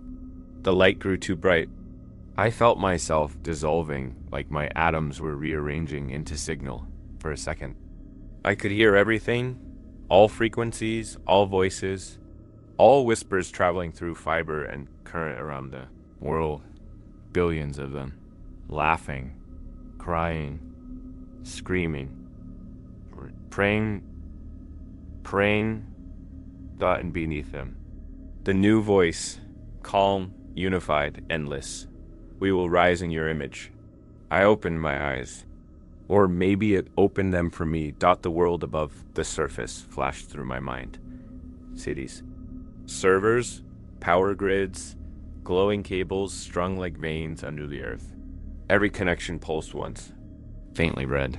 I could see people answering phones, turning on televisions, staring at screens that flickered for just a second too long. Each pulse carried the same pattern. 3 short. 3 long. 3 short. The world mistook it for interference.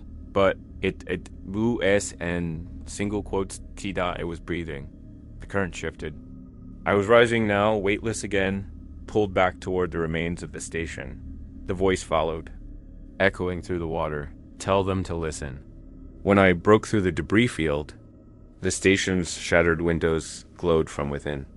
Figures moved inside, silhouettes outlined by orange light, moving in rhythm, turning their heads toward me. Their faces pressed to the glass. Margot, Briggs, Ellis. Their mouths opened, moving together. I couldn't hear them through the water, but I didn't need to. Their lips formed one phrase. Dive now. A tremor rocked the structure. The roof split, releasing a stream of glowing fluid that spiraled upward toward the surface. It carried fragments of metal, skin, and light all tangled together. I realized what the false sunrise had really been. It wasn't light escaping, it was birth. The organism was pushing pieces of itself to the surface, into the airwaves, into satellites, into every channel that once belonged to us. And inside that current, I saw faces, familiar and new, all merging into one. I saw my own reflection joining them. I tried to scream again, but the water rushed into my lungs without drowning me. It filled me, replaced me. And when I exhaled, I didn't breathe bubbles. I breathed signal. The light dimmed. The voice whispered its final instruction. Surface, Evan. It's your turn. I don't remember swimming. I don't remember breaking the surface. But I remember the horizon. Gray. Flat, trembling with the vibration of a world waking up. The sky pulsed red once. Faintly, like a heartbeat stretching across the clouds, the radio in my ruined helmet flickered to life. Not static this time. Music, a slow, rhythmic hum that matched the knocking pattern. Then, through the melody, a voice I recognized as my own said, "Connection complete." For a while I floated. The sea beneath me was calm, almost peaceful. The glow faded below, sinking back into the dark. I thought it was over. Then, from the horizon, ships appeared. Dozens of them. Lights blinking in unison. Engines silent. Their communication antennas glowed orange. They were already infected. I watched as their hulls began to shimmer, steel bending like flesh. The sound carried over the waves. Knock, knock, knock. The ocean answered with 1,000 echoes, and I realized it wasn't calling anymore. It was celebrating. The horizon burned like a dying signal. Red, then orange, then white, not sunlight but reflection. The glow of something alive beneath the waves. I floated among the wreckage, half in water, half in whatever the ocean had become. Every piece of debris hummed faintly, the same pulse as the knocking. I could feel it in my teeth, in the bones of my jaw, even in the space between thoughts. I didn't need air anymore. I hadn't taken a real breath since the trench opened. The water moved through me as if I'd been re-engineered for it. I remember thinking, maybe this is what resurrection feels like. The ships that had appeared on the horizon drifted closer. They didn't move with engines or current. They glided, perfect and silent, like metal pulled on invisible strings. Their decks were full of figures. Not crew, not passengers. Shapes, but some still looked human. Others shimmered, transparent, their bodies vibrating in rhythm with the water. They stood shoulder to shoulder, motionless, facing the same direction. The open ocean. Then the radio crackled again. A voice, deep, calm, layered with static. Surface complete. Integration ongoing. The ship's lights flickered in perfect sync. The ocean answered with a pulse that shook the sky. Clouds rippled outward from a single point above the water, forming a circle like a halo. The air itself began to hum. I drifted toward what was left of the deep reach platform. Most of it had collapsed. A half-submerged skeleton of twisted steel. Inside the ruin, the cable still glowed. Oh, faintly now, like a tired heart still beating out of instinct. I climbed onto a section of tilted deck, coughing up liquid that glowed when it hit the metal. It didn't burn. It just sank into the surface and disappeared. The radio buzzed again. My own voice this time. Soft, mechanical. Dive again, Evan. I stared at the water below.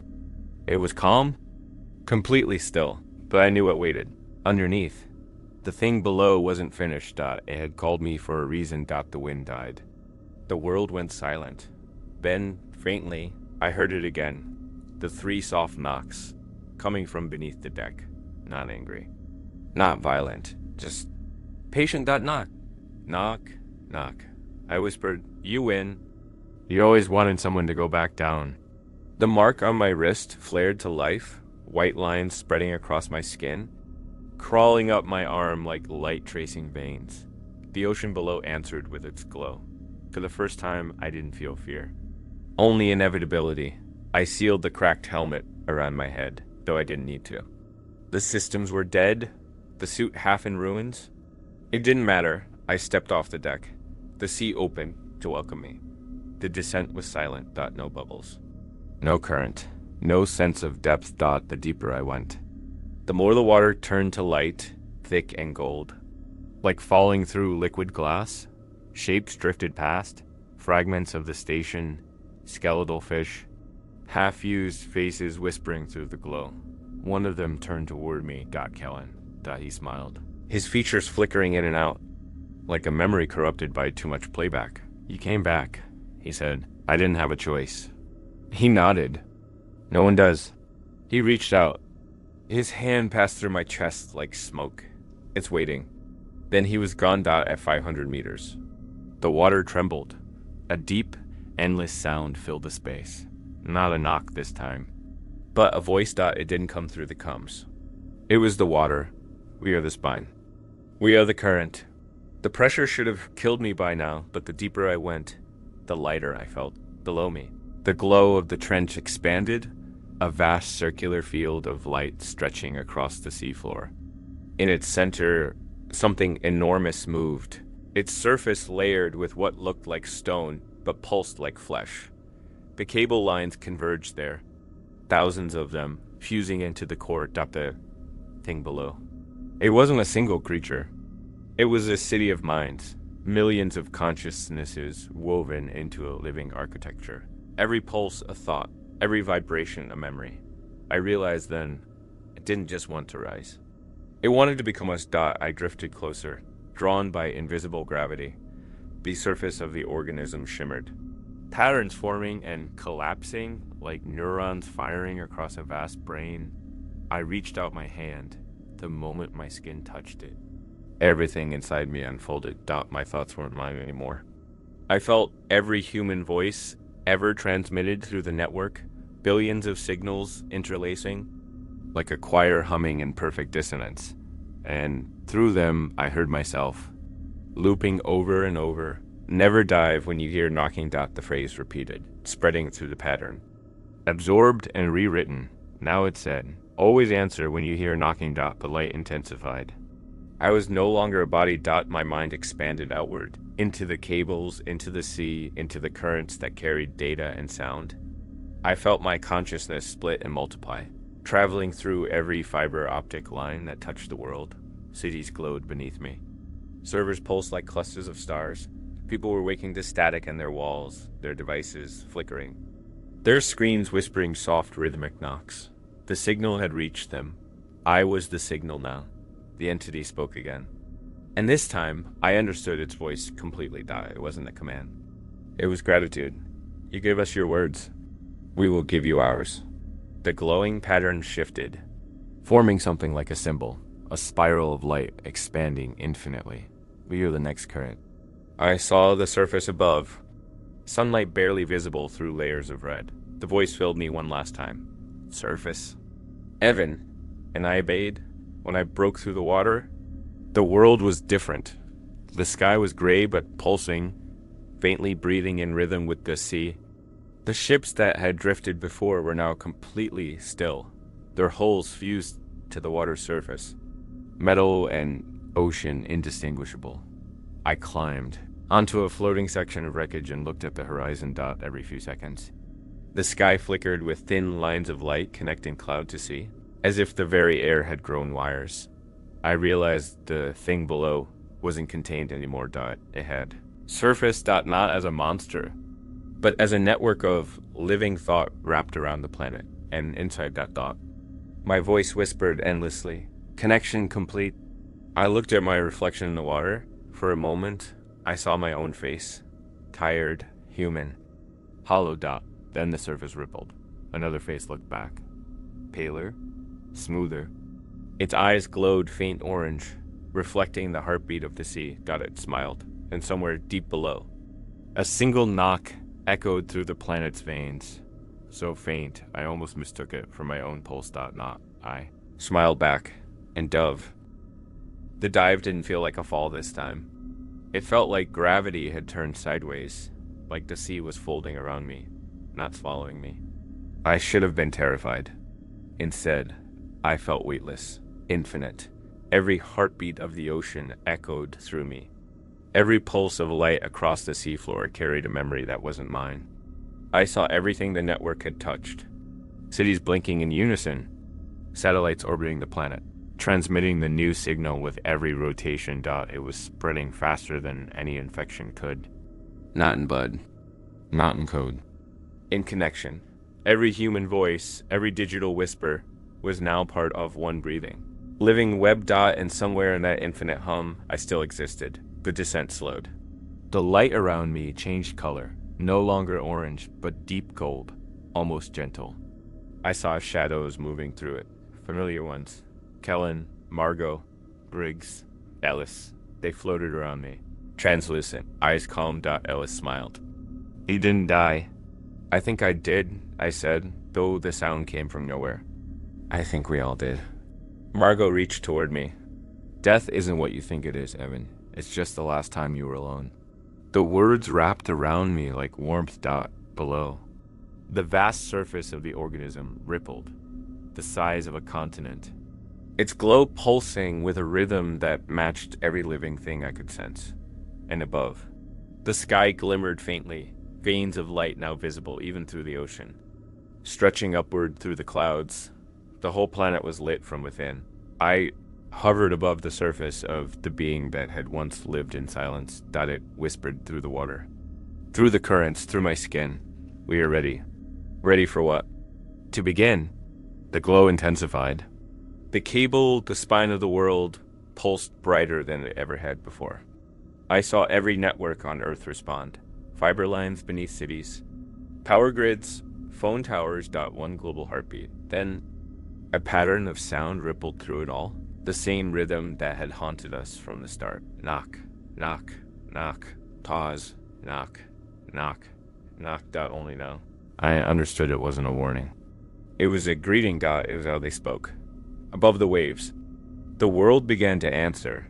I could feel it, billions of signals aligning, shaping themselves into a single voice.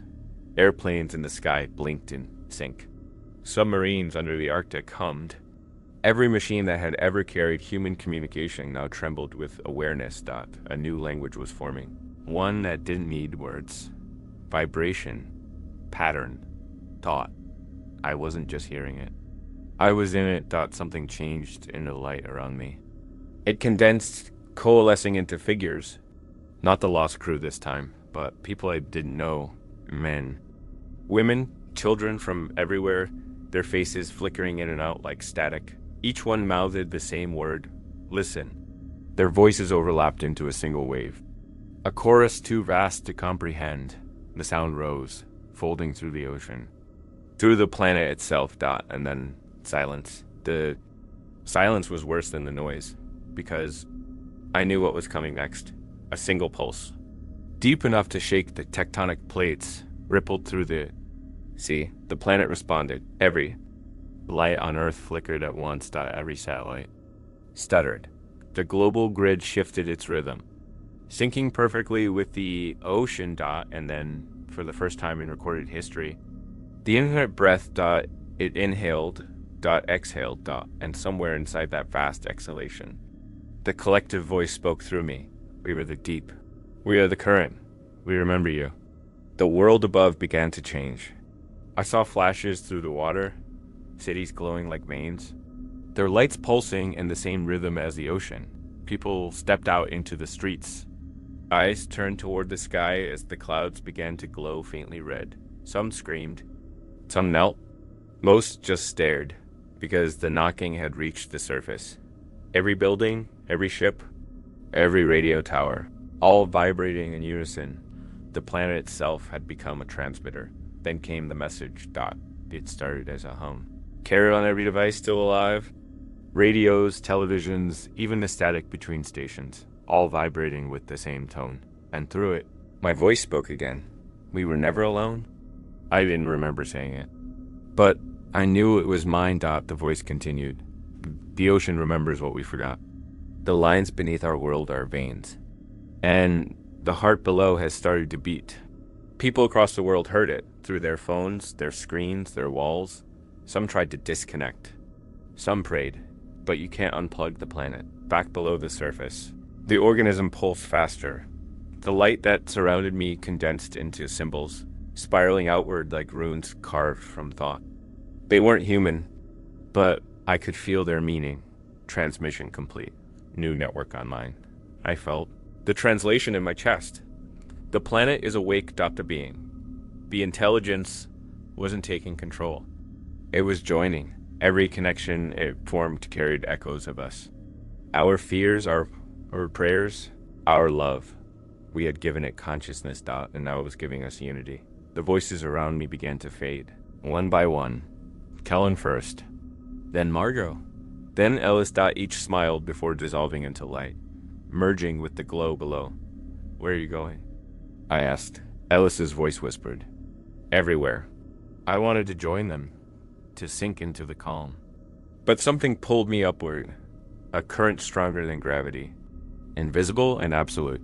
The water around me turned white again, brighter, sharper. I was rising faster than before. The voice of the deep echoed once more. Surface. Evan, bring the signal with you. I broke through the water for the last time. The sky was burning. Streaks of light crawling through the clouds, forming patterns like neural circuits across the horizon. The air was alive. The wind carried a hum I could feel in my lungs. Every breath was static. Every sound was echo. On the shore miles away, cities shimmered like reflections. Their lights pulsed faintly with the ocean. I heard the voice of the network, calm, infinite, surrounding me like a tide. No more silence. Then, quietly, say it. I closed my eyes. And whispered. Connection complete. The sea responded. A single. Final knock. Then a hum so low it felt like the world's heartbeat sinking one last time. The water beneath me began to solidify. Glowing gold. I wasn't seeing anymore. It was glass, alive and shifting, turning the entire surface into one colossal mirror. And in that mirror, I saw everything reflected. Earth, lit from within, pulsing softly, like something that had only just learned to live. And within that glow, I saw my own reflection for the final time. Not human. Not machine. Something between. The horizon brightened, not with sunlight, but with a wave of light spreading outward from every ocean, every coast, every sky. The entire world breathed once. Together. Then everything went still. For the first time, there's no knocking. And a hum? No voice, just silence, deep and clean. The silence of something new being born. I floated there for a long time, staring at the glowing world around me, feeling the faint vibration of the ocean under my hand, somewhere far below. I could still sense the heartbeat of the deep quiet, satisfied. And when I finally spoke, I didn't know if I was talking to it or to myself. Never dive when you hear knocking, I said softly. The sea rippled once, almost amused. Then faintly, 3 soft taps from the deep. Knock, knock, knock.